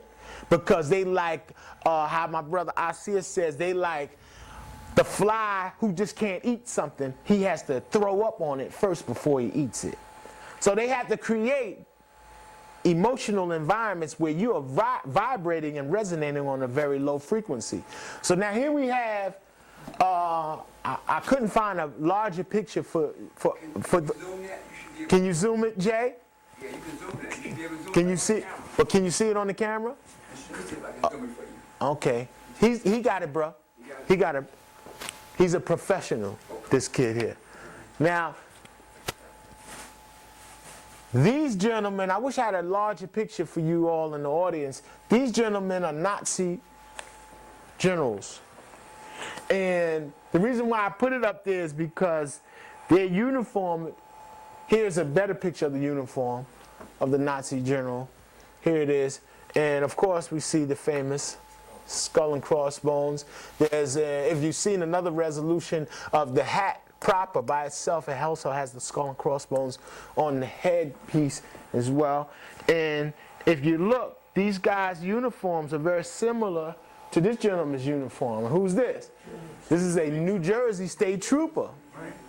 So now, when you go from the people who established Newark in 1666, right, to where we're at now, that means that these people back then were setting the stage for what occurs now, because they operate in cycles. The great cycle for the Anglo-Saxon who operates from the financially from New York, Chicago, Washington, D.C., domiciled there, where the United States proper, the corporate entity, exists within the 50-yard square mile radius of the District of Columbia, which is not the United States, which is, the United States proper. We all are just living in something that they have jurisdiction over with corporate law.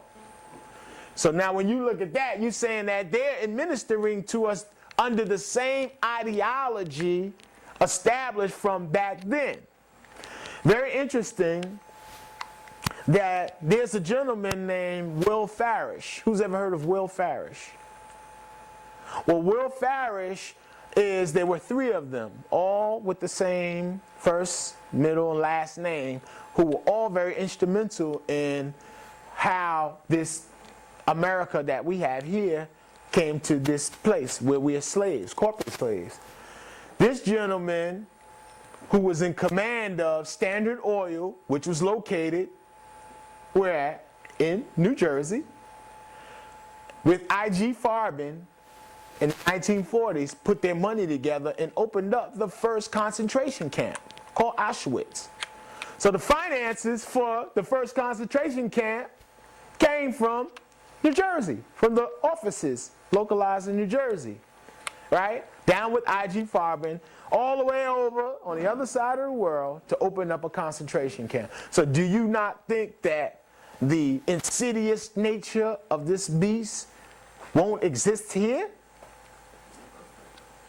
This is the birthplace of it. Exactly.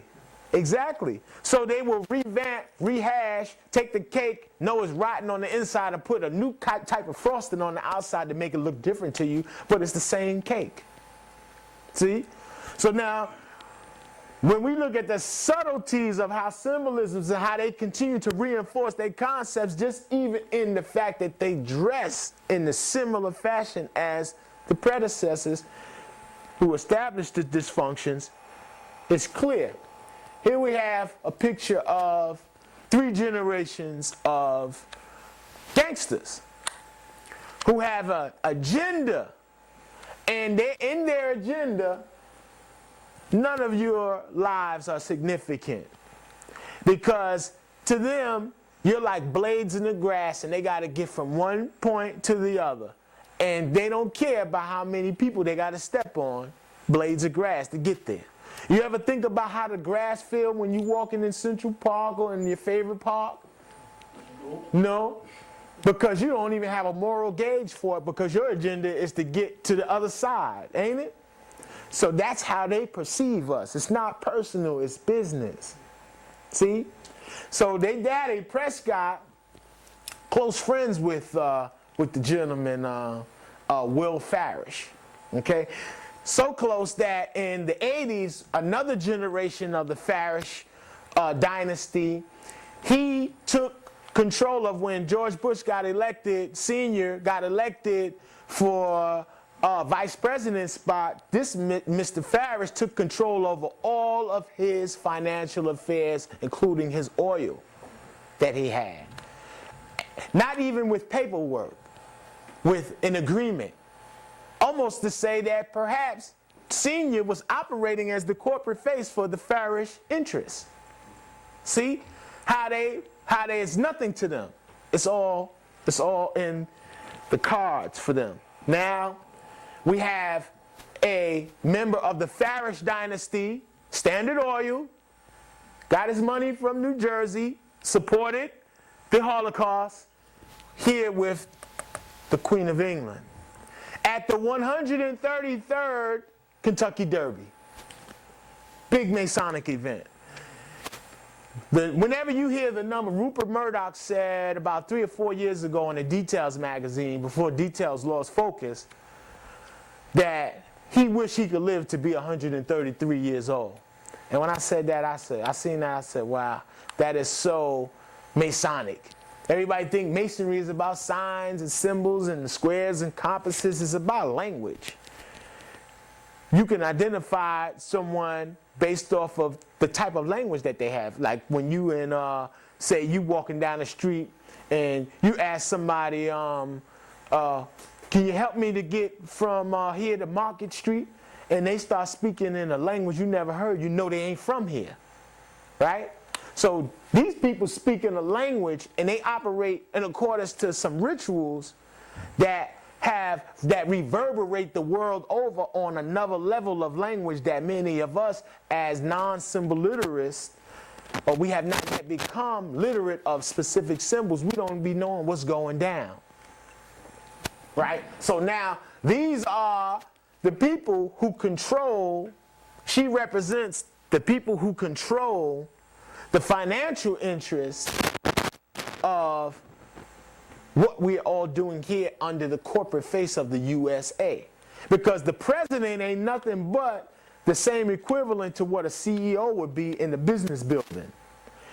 As the chief executive officer, he has to make sure that all employees, under the guise of you and I as citizens, do what we're supposed to do. And if you don't, he is contracted to make you do what you're supposed to do to make the company work, whatever they deem necessary, which means they will kill you, rape you, maim you, eat your babies, genocide, destroy you. They are awful. So there ain't nothing you could ever do to top the sinister events that got us to here. All this stuff, and we're not here to attack them little babies who be out in the street shooting each other. We want to redirect consciousness to give people another point of reference for who the enemy is. Then you can choose if you want to keep killing your own people or if you want to start directing that energy towards the aggressor. Because that's the vibe I'm with. Because I know at the end of the day, if you got your paperwork or you don't got your paperwork, whatever you can't take with you when this husk is no longer here, that's what you're going to take. And the only thing you could take with you is your experience. You know? Now, we have another picture of the Farish gentleman with the Duke of Edinburgh. Now, very interesting, why is he with the Queen of England? Because he was made an ambassador on 7/11, 2 months before 9/11, to the House of St. James in England. St. James, very significant. When you hear St. James or St. John's, you might hear lodges with those names. Those different saints are really like, they're like symbol mediums by which to tunnel forth the concepts and ideas of the enemy's yesteryear parents. So you want to channel, you can do it at home. People have altars. My mother has an altar where she venerates her mother. And she can channel the wisdom of because once you die, you become an ancestor. Do you agree? Once you die, you become an ancestor. Ain't no heaven, there ain't no hell. When you get to the other side, you're there as God, as the ancestor. When you get reabsorbed back into the essence, now you operate from that onus now. See? Now, he's the ambassador or whatever. Now, on September 30th of, I believe, 1990, you gonna change the tape? Okay. Brother's gonna change the tape. I reiterated again for the taping and for the brothers and sisters in TV land. All right? Go ahead. Prior to the taping of the tape, is anyone, we were speaking about the Duke of Edinburgh and Mr. Farish and Standard Oil and what they did and what did they do? What did we speak about before we digressed with the with that? Okay, well. Symbolism, how they symbol literacy and how they utilize symbols to, in a sense, latch on to the evolution of who you and I are. Because as we experience one another in these settings, we are evolving in a sense. So to use the term, God decided to make manifest himself in the physical world to participate in it as you and I to see what it's about. Because all existence is this the experience of consciousness. Consciousness desiring to be conscious of itself. See? Here we have a very, I went into the computer. It's very interesting what this computer has done now. When you put a word into the computer sends you out images. One time I put B-boy, like when I was a kid, a B-boy was like the real dude. He got the gazelles, the Kango, got a chain. It don't even make a difference if it was gold or silver.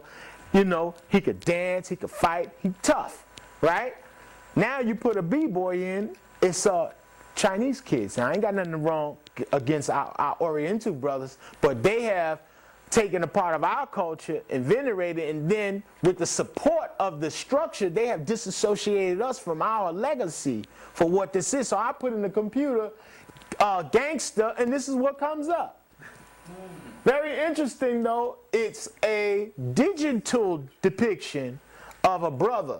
And as we're in the digital age, if you got one of them flat screen TVs in your house, a plasma is another word for blood. So if you use a liquid lattice or matrix to send a message, in digital message, the word digital means 1 of 12. Digit means it's dealing with numbers. A digit in astronomy is 1/12 of the sun along its horizon. 1/12. So it's dealing with a number. This is why when you look at the Army men's uniforms, they have now digitized the uniforms because the films are all in digital. You ever watch the DVD and it starts messing up, what happens? It gets pixelated and you see these big squares. Now the reason why is because they want to digitize consciousness.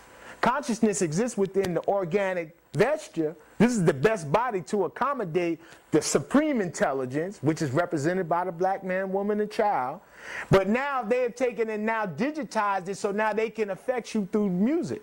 Now you don't even feel the same way when you listen to your music on the iPod than you did when your mama and them played it on the records. See? The digitized images, movies, music begins to make you into a drone, one who responds to numbers. When somebody puts a spell on you, you know what they're doing? They're writing out something. Each letter equals a number. Each number equals a frequency band. And then they attune you to that and then hoist their intent on the back of it. I want that nigga to die. So I'm going to make out a spell. And they really spell it out. Spell. You feel me? So this guy's got a spell around him. Can you see this? This is all what's called a sigil. A sigil means a seal in Latin. And a seal is something that embosses your intent into it. And you see all these little designs here and all this here. And this may very well be real blood.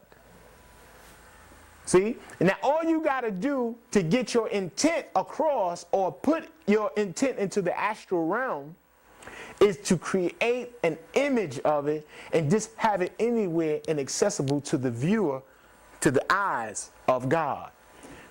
Because you have God on line one. When they want to speak to God, they come right to you. And you can just pick up the telephone and say, yo, listen, this is what he wants. See? They got to come through you. Very interesting. This is the depiction of who, everybody know who this is. We all know who these white folks are. Who's this? Al Capone. You know who that is. And this guy is supposed to be the quintessential, the expert on what it is to be a gangster, or what a gangster is, or what a gangster perhaps entails, whatever it's supposed to be embodied in this gentleman. So even that whole culture that came out of the whole Italian thing about being a tough guy or whatever, even, let's go, the mafia is a secret society. Mm-hmm. When you look at, I forgot the guy's name, it's Grill, something, what's his name? He wrote a book called The Secret Societies. It's a black book, and on the cover of the book, it has like a weird face on it.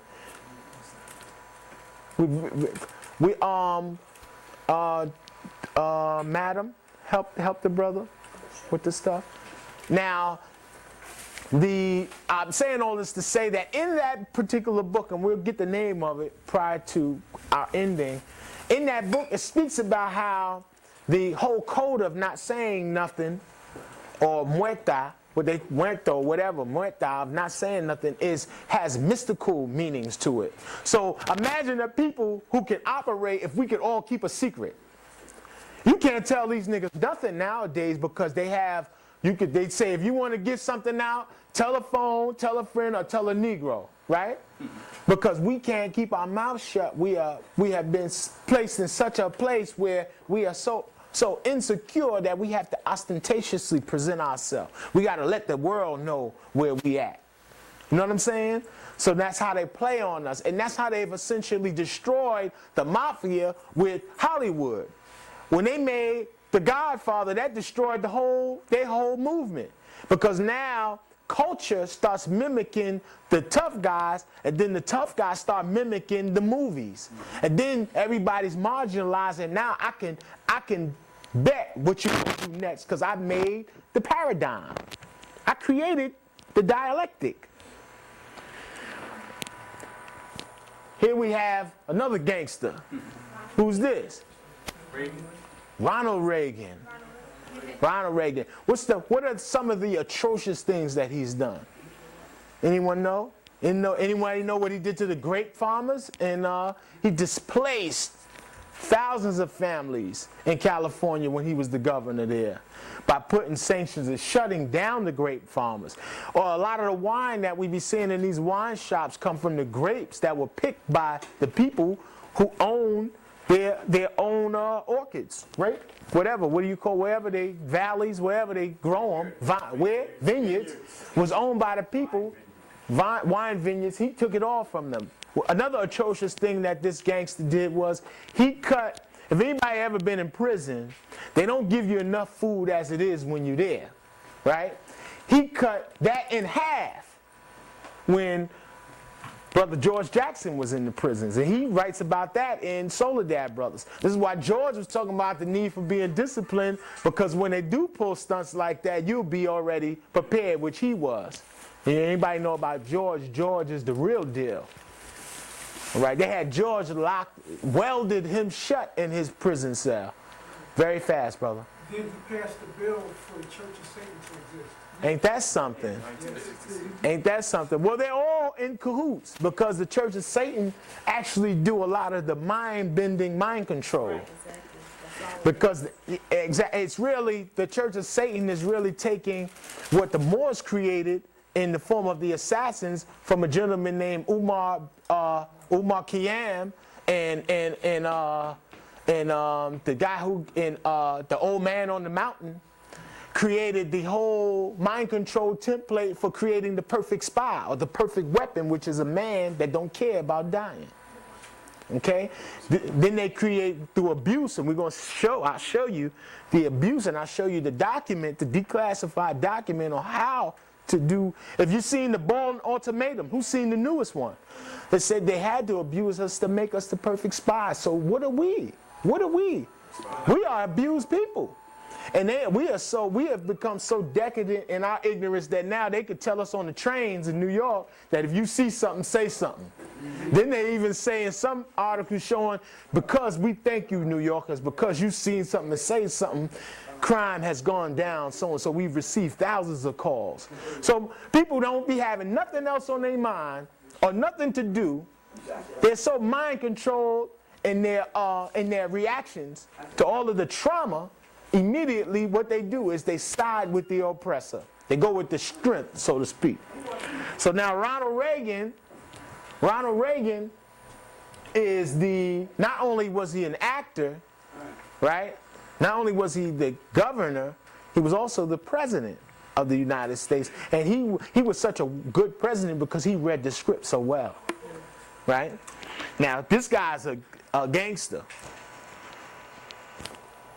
Now here's the declassified document that speaks about the tactics that they use to create. And I'm going to read it for you. It is a proposal. It is a proposal to continue research on problems critical to a clarification of the fundamental aspects of the stimulus responses relationships in biological systems. Studies will be conducted utilizing chronic animal preparations with permanent septal electrodes. Investigations will be conducted utilizing chronic electrode preparation coupled with selected classical types of conditioning. Studies will be conducted on the geography of the brain in selected species of animals to determine the locus, meaning the location, in which stimulation will produce specific reactions. See? So when you speak about animals, you want to take in consideration that all the laws that you see, because the English king couldn't read, he adopted the laws of the Jews. And the laws of the Jews say that if you're not a Jew, you're a goyim. And goyim covers the gambit of a worm all the way up to you and I, black man and woman and children. Because they say they have created a system that you agree upon whenever you see a white boy with curly curls and all that and a little black yarmulke wearing a black suit. It don't dawn on you that he's impersonating you, operating as you. In the law systems, in the court systems, he's impervious to anything. He can do anything he wants, autonomous to all rulership. That's what you do. That's what you can do, but you contracted. They use Jewish law, and Jewish law say that they could do anything to you if you're not a Jew. You can even be sacrificed, like sacrificing 5,000 of you inside of 2 office buildings one day. See? Electrodes, conditioning. Is this not an example? And everything has become more in your face as far as the attacks that they're willing to engage because they want to supplant certain archetypes in your mind. Who's seen the new movie Hostel? Part 2. It's a snuff movie. It's so much killing. I heard Halloween is deep too, the new one. I heard they go way up. In this one, they're talking about conditioning of a highest order with pain. Every movie out now, somebody getting tortured. Why? It's to get you ready.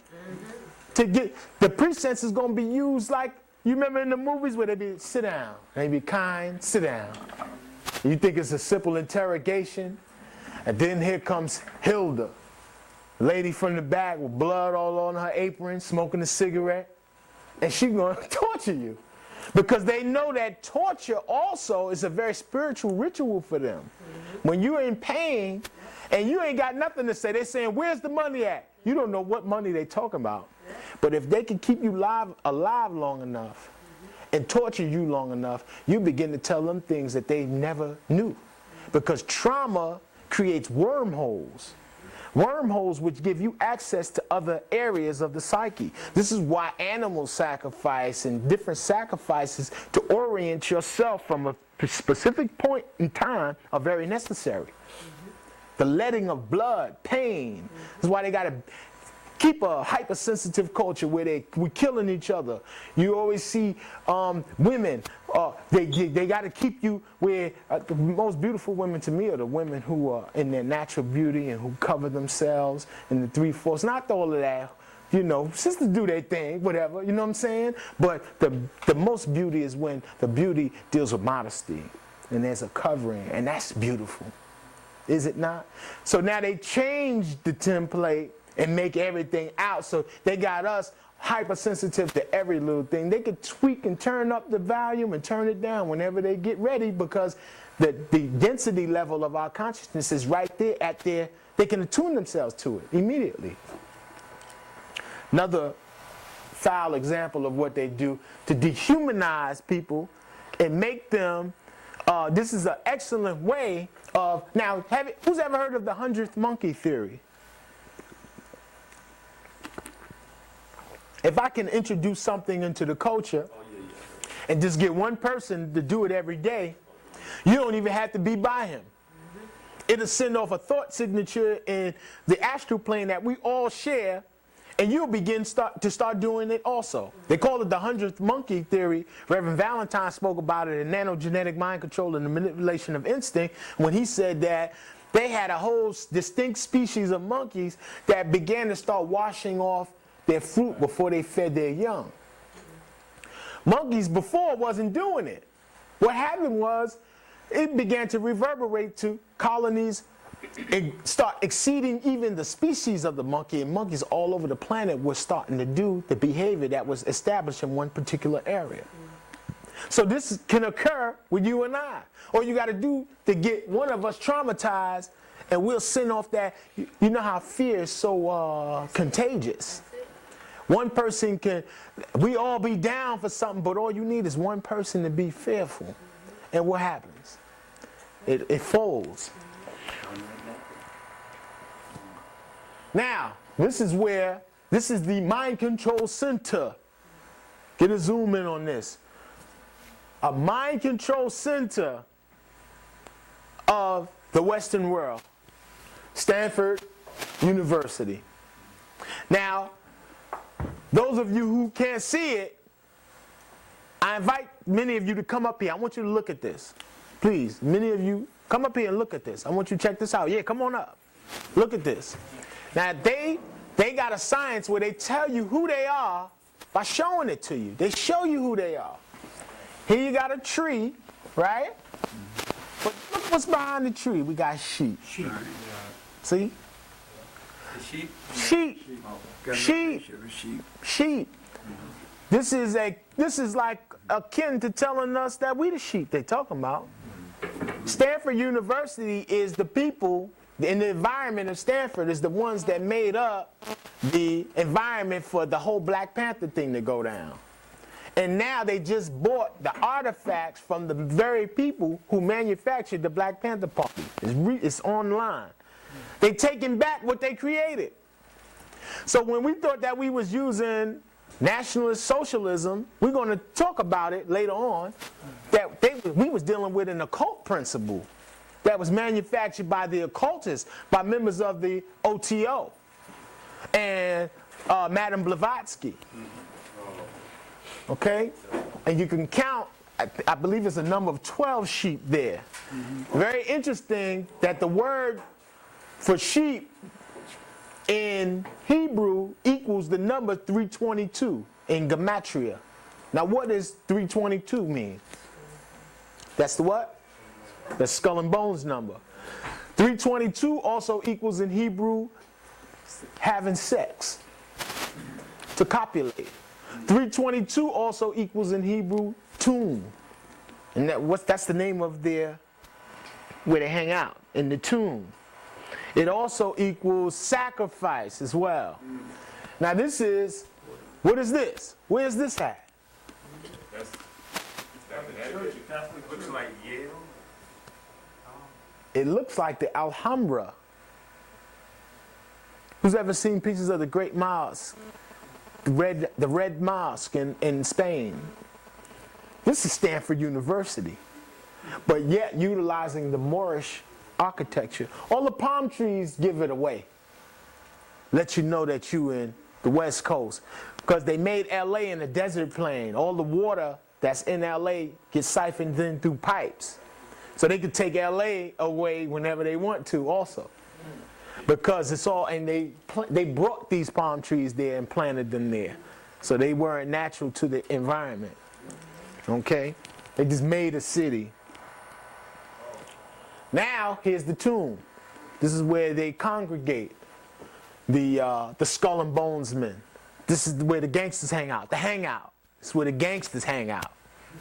You know what I'm saying? This is a real gangster kind of organization. You just can't enter their organization. You can't say, yo, I want to be Skull and Bones, man. You can't do that. They have to tap you. They come to you based off your influence or certain genetic markers that you may have that they require. The weaker the better as far as they're concerned. And when I say weak, that doesn't cover the gambit of white man weak, we strong, none of that, because let me tell you something, everybody know that. But more importantly, the gentleman that they were speaking about in the film, The Good Shepherd, James Jesus Angleton, was a Mexican. James Jesus Angleton, who was mother in spy parlance, and the head spy master was a Mexican. And this means so much when you think that this is an exclusive club for the uber rich whites.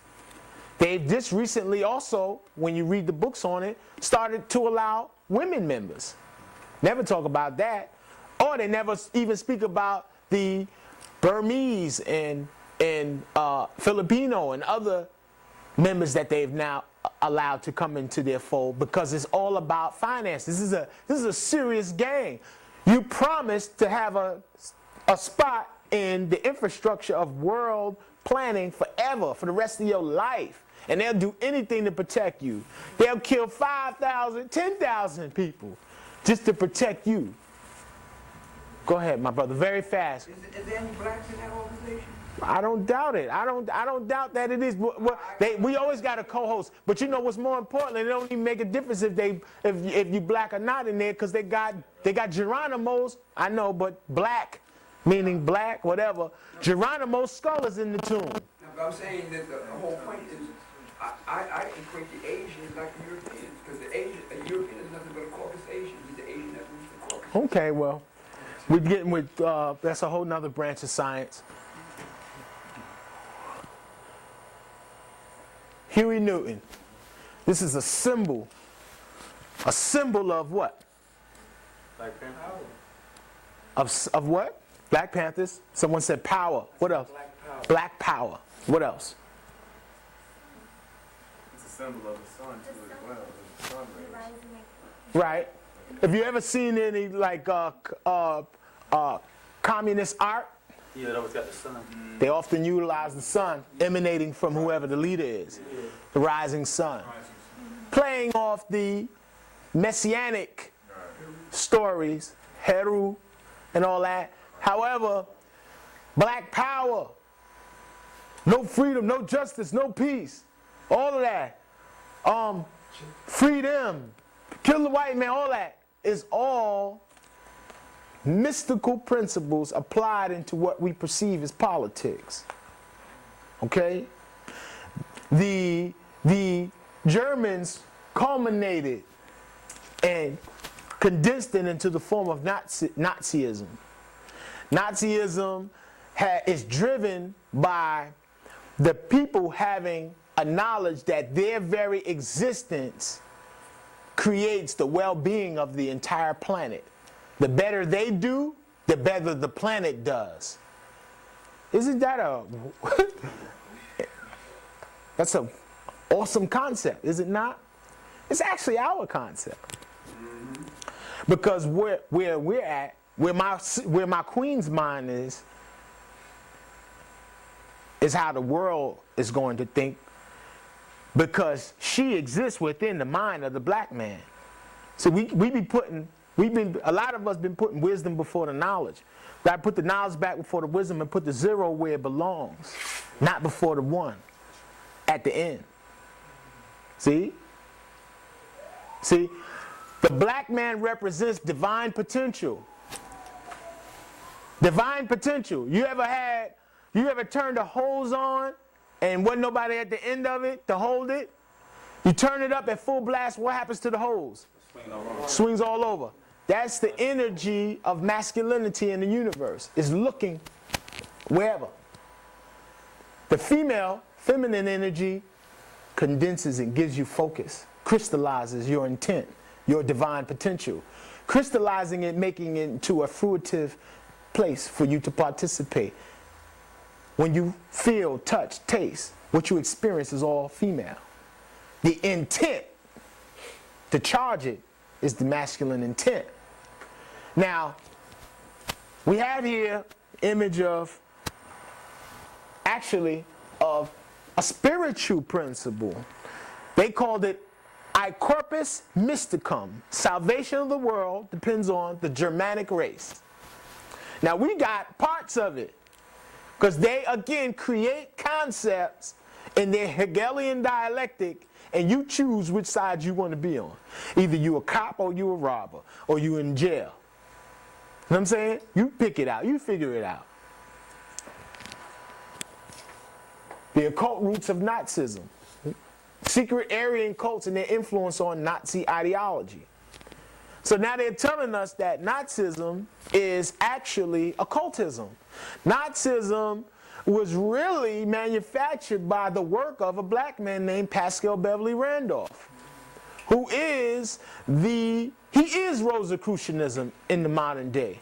He is sex magic. When you heard the Queen, Sister Goddess, speaking about sex magic and the transference of energy without romance, these are all concepts, sound stranger than fiction, but these are all concepts that we participate knowingly or unknowingly, but have been canonized into a spiritual science. There are books written on it, not studied by you and I. You and I have now taken on these moral banners. Now we stand on these moral high grounds, while our enemy participates in every facet of life, including destroying you and I based off his lack of morality.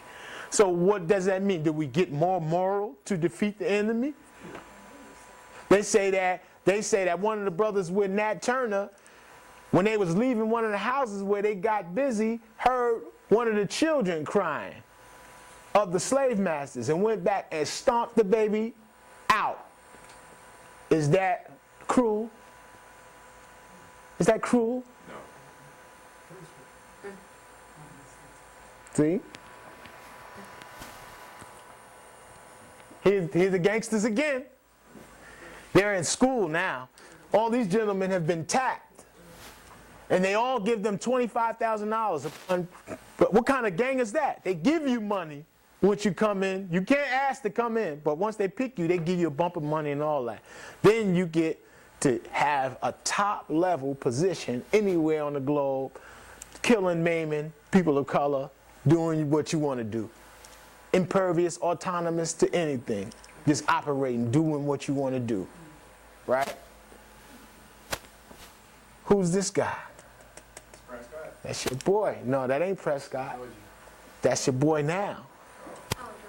See, they ain't. See. These are modern. These are the modern dress suits. See. Here we have a picture of the coat of arms for Yale University. Yale University is almost like a yeshiva. A yeshiva, a school for Judaic studies or a study in Talmud. Now what it says is, many of you perhaps have heard of this term also. It says, forget about that. Forget about the Latin. We got some Hebrew here, Jack. It says Urim and it says Uthumim. Now the U, or the vowel, means and. The urim, the root of ur, is light. And when you put yad mim at the end, it pluralizes it. So it says lights, with S at the end. Lights. And it says thumim. Thumim means perfection. So lights and perfection. This is their Judaic credo. Here's another picture of it where you can see. Now look how they did it. This is their coat of arms proper.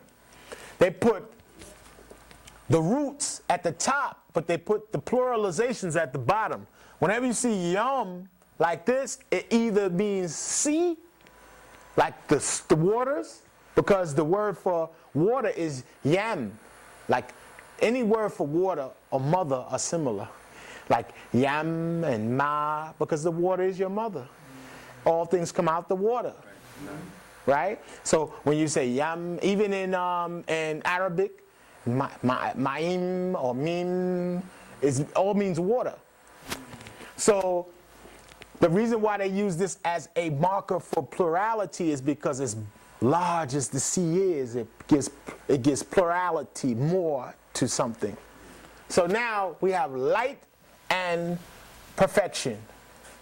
Light and perfections. Lights and perfections. So what they're pushing out are people who follow the credo and the edicts of what is in this book, meaning this book here, which gives instructions on how to sacrifice not just animals, but anybody.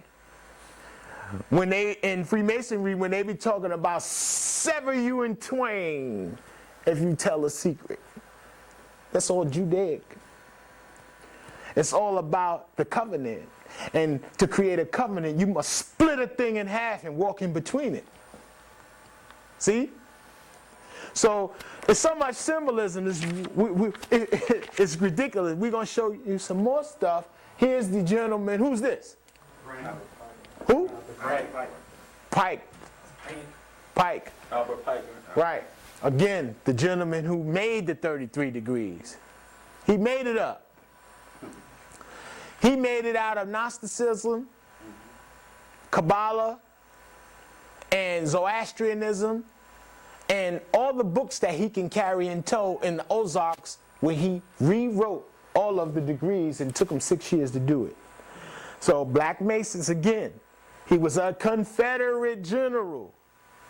You be so happy when you get your 32nd degree and you get to doing your thing and you get to getting your books and whatnot, and all you're doing is perpetuating the occult principles underlying and created by the person who began a systematic means by which to start sacrificing us, hanging us from the trees to reinvigorate the next phase of what they wanted to create, the Civil War, because they wasn't happy with the South looking like it lost.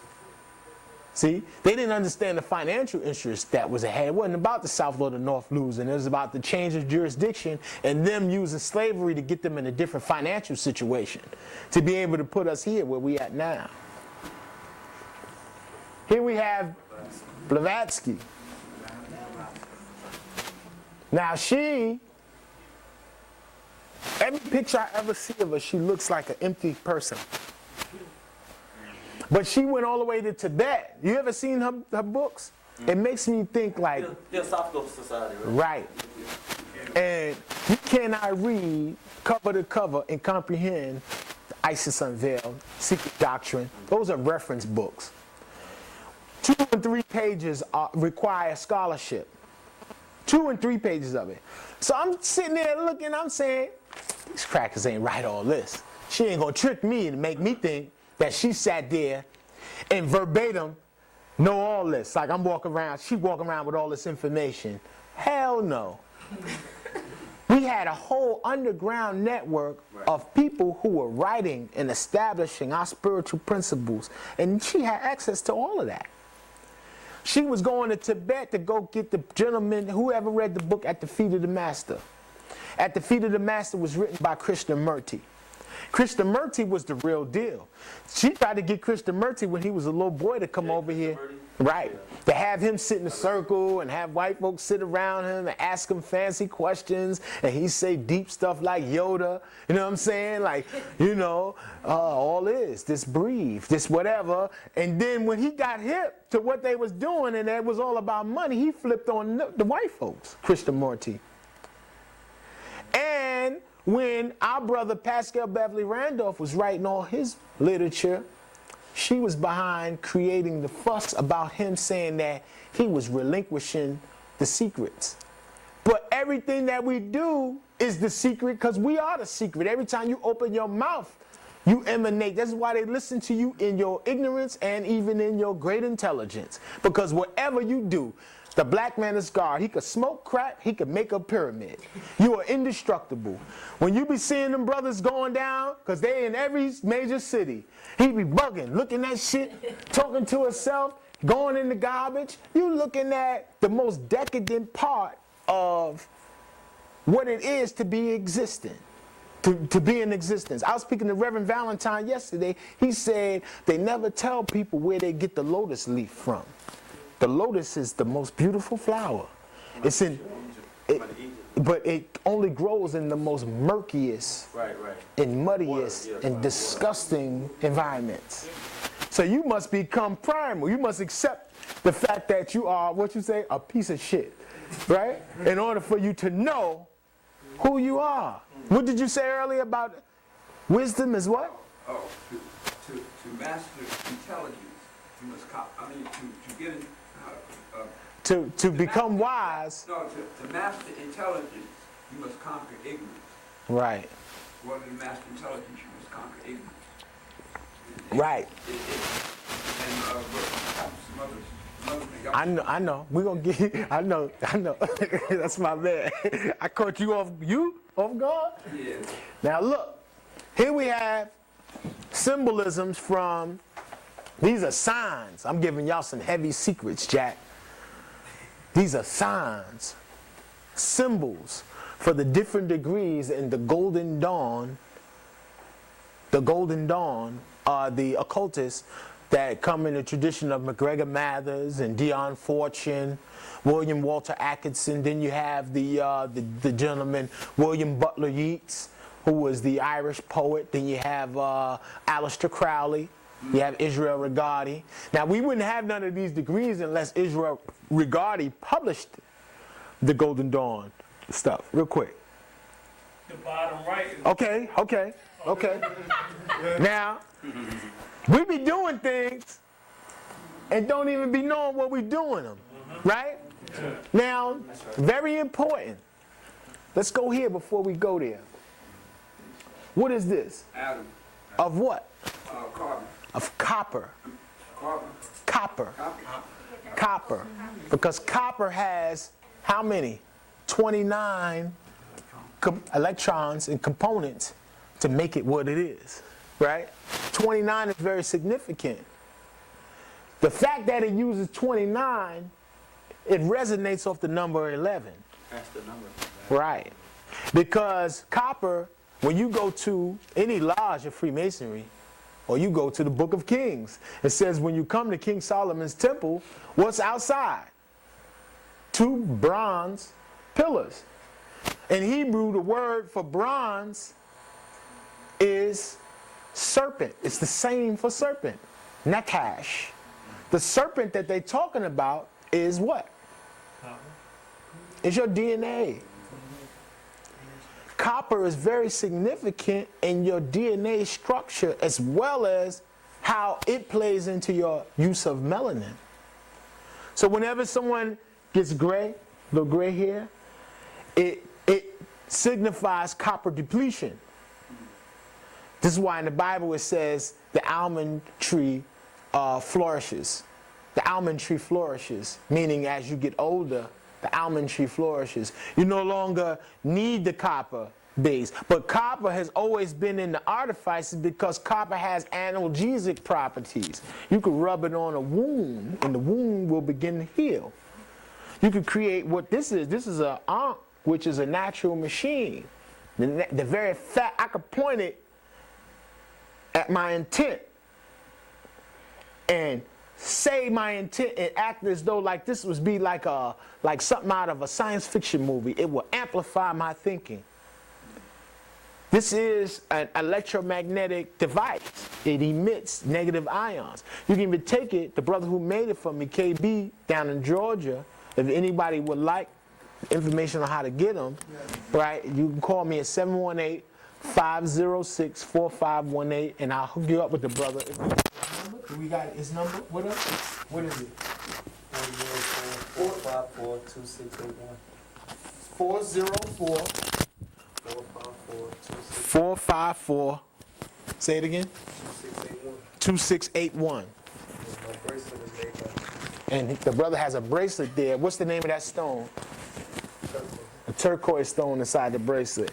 So now, the bronze is very significant because metals, when you look in the book of Daniel, they said that there was an image inside the temple. Inside of his dreams. And it said that it had the head of gold, the arms of silver, the torso, the lower part of bronze, and then the feet of iron. Well, all that's talking about is the different levels that you were on alchemically before the fall, because your blood used to be highly filled with gold, right? But the fact that the CO2 level in the environment has changed, it has depleted the blood of a lot of things, and then your color used to be you had a greenish hue. Then what happened is you started turning brown like the trees. When the leaves start falling off the trees, you start turning brown. The fall. Reverend Valentine been telling us this for years. Dr. York was telling people that they was green for years. That's lack of magnesium. Right, the magnesium content depletes when high CO2 levels. Getting too much iron. Right, and Osar had different colors as well. But bronze, right, but bronze represents, to the occultists, it represents the astral realm. Because the astral realm that resonates off this numeric template in the form of copper requires dualities in order for things to exist. So whenever you see two towers, whenever you see Samson in the Bible, they taped him with bronze fetters to each pillar, and then Philistine means unbalanced force, and he had the young children, meaning the lower self, tie him to the pillars so he can bring them down and create what? That one world consciousness. When they destroyed those towers, they were destroying your reserve within you on a genetic level. They were attacking your towers. Your towers are your DNA. That's why Katrina happened on the 29th. And right before Katrina, they sent a copper projectile into a comet called Temple Number 1. And I brought a DVD with me that's kind of new in New York, and it's even newer here. When we take the break and we check out the products that myself and Brother Rafiq have to offer, I got a DVD called The Pillars of Polarity, where I go into depth on how to create portals, how they create portals to send their intent in and out of the universe. So that's what September 11th, those two towers came down like that? And September 11th is so significant because 11 is that 29 again. Yeah, and I just wanted to say that. Go ahead. It's gold and copper inside the woman's urine, and every time the rays of the sun hit her spine, it purifies her urine every time it comes out, which is why it can be used as a higher form of medicine. But the female cow does the same thing too, so they generate medicines out of the cow urine as well. Feces and blood. Very significant. Yeah, that's right. About if somebody has ringworms, you can take your own urine and put on the ringworm. Yeah. Oh yeah, well, uropathy, they've been used. Right. Now. If you take female urine and put it on that copper, magical things will happen. Absolutely. Absolutely. Be nice. You gotta use the bathroom. Look, I be bugging. Yeah. You ready? Now here we go again. Now check it out. Look at Big Homie, the one and only, throwing up the sign of the Golden Dawn symbol for the sign of the philosophers. See? This is the sign of the zealot that Hitler and them throw. Bills out. right?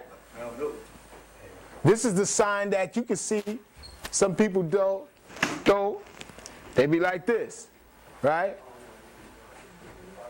So all of these occult symbolisms don't make a difference what it means to you. What it means to them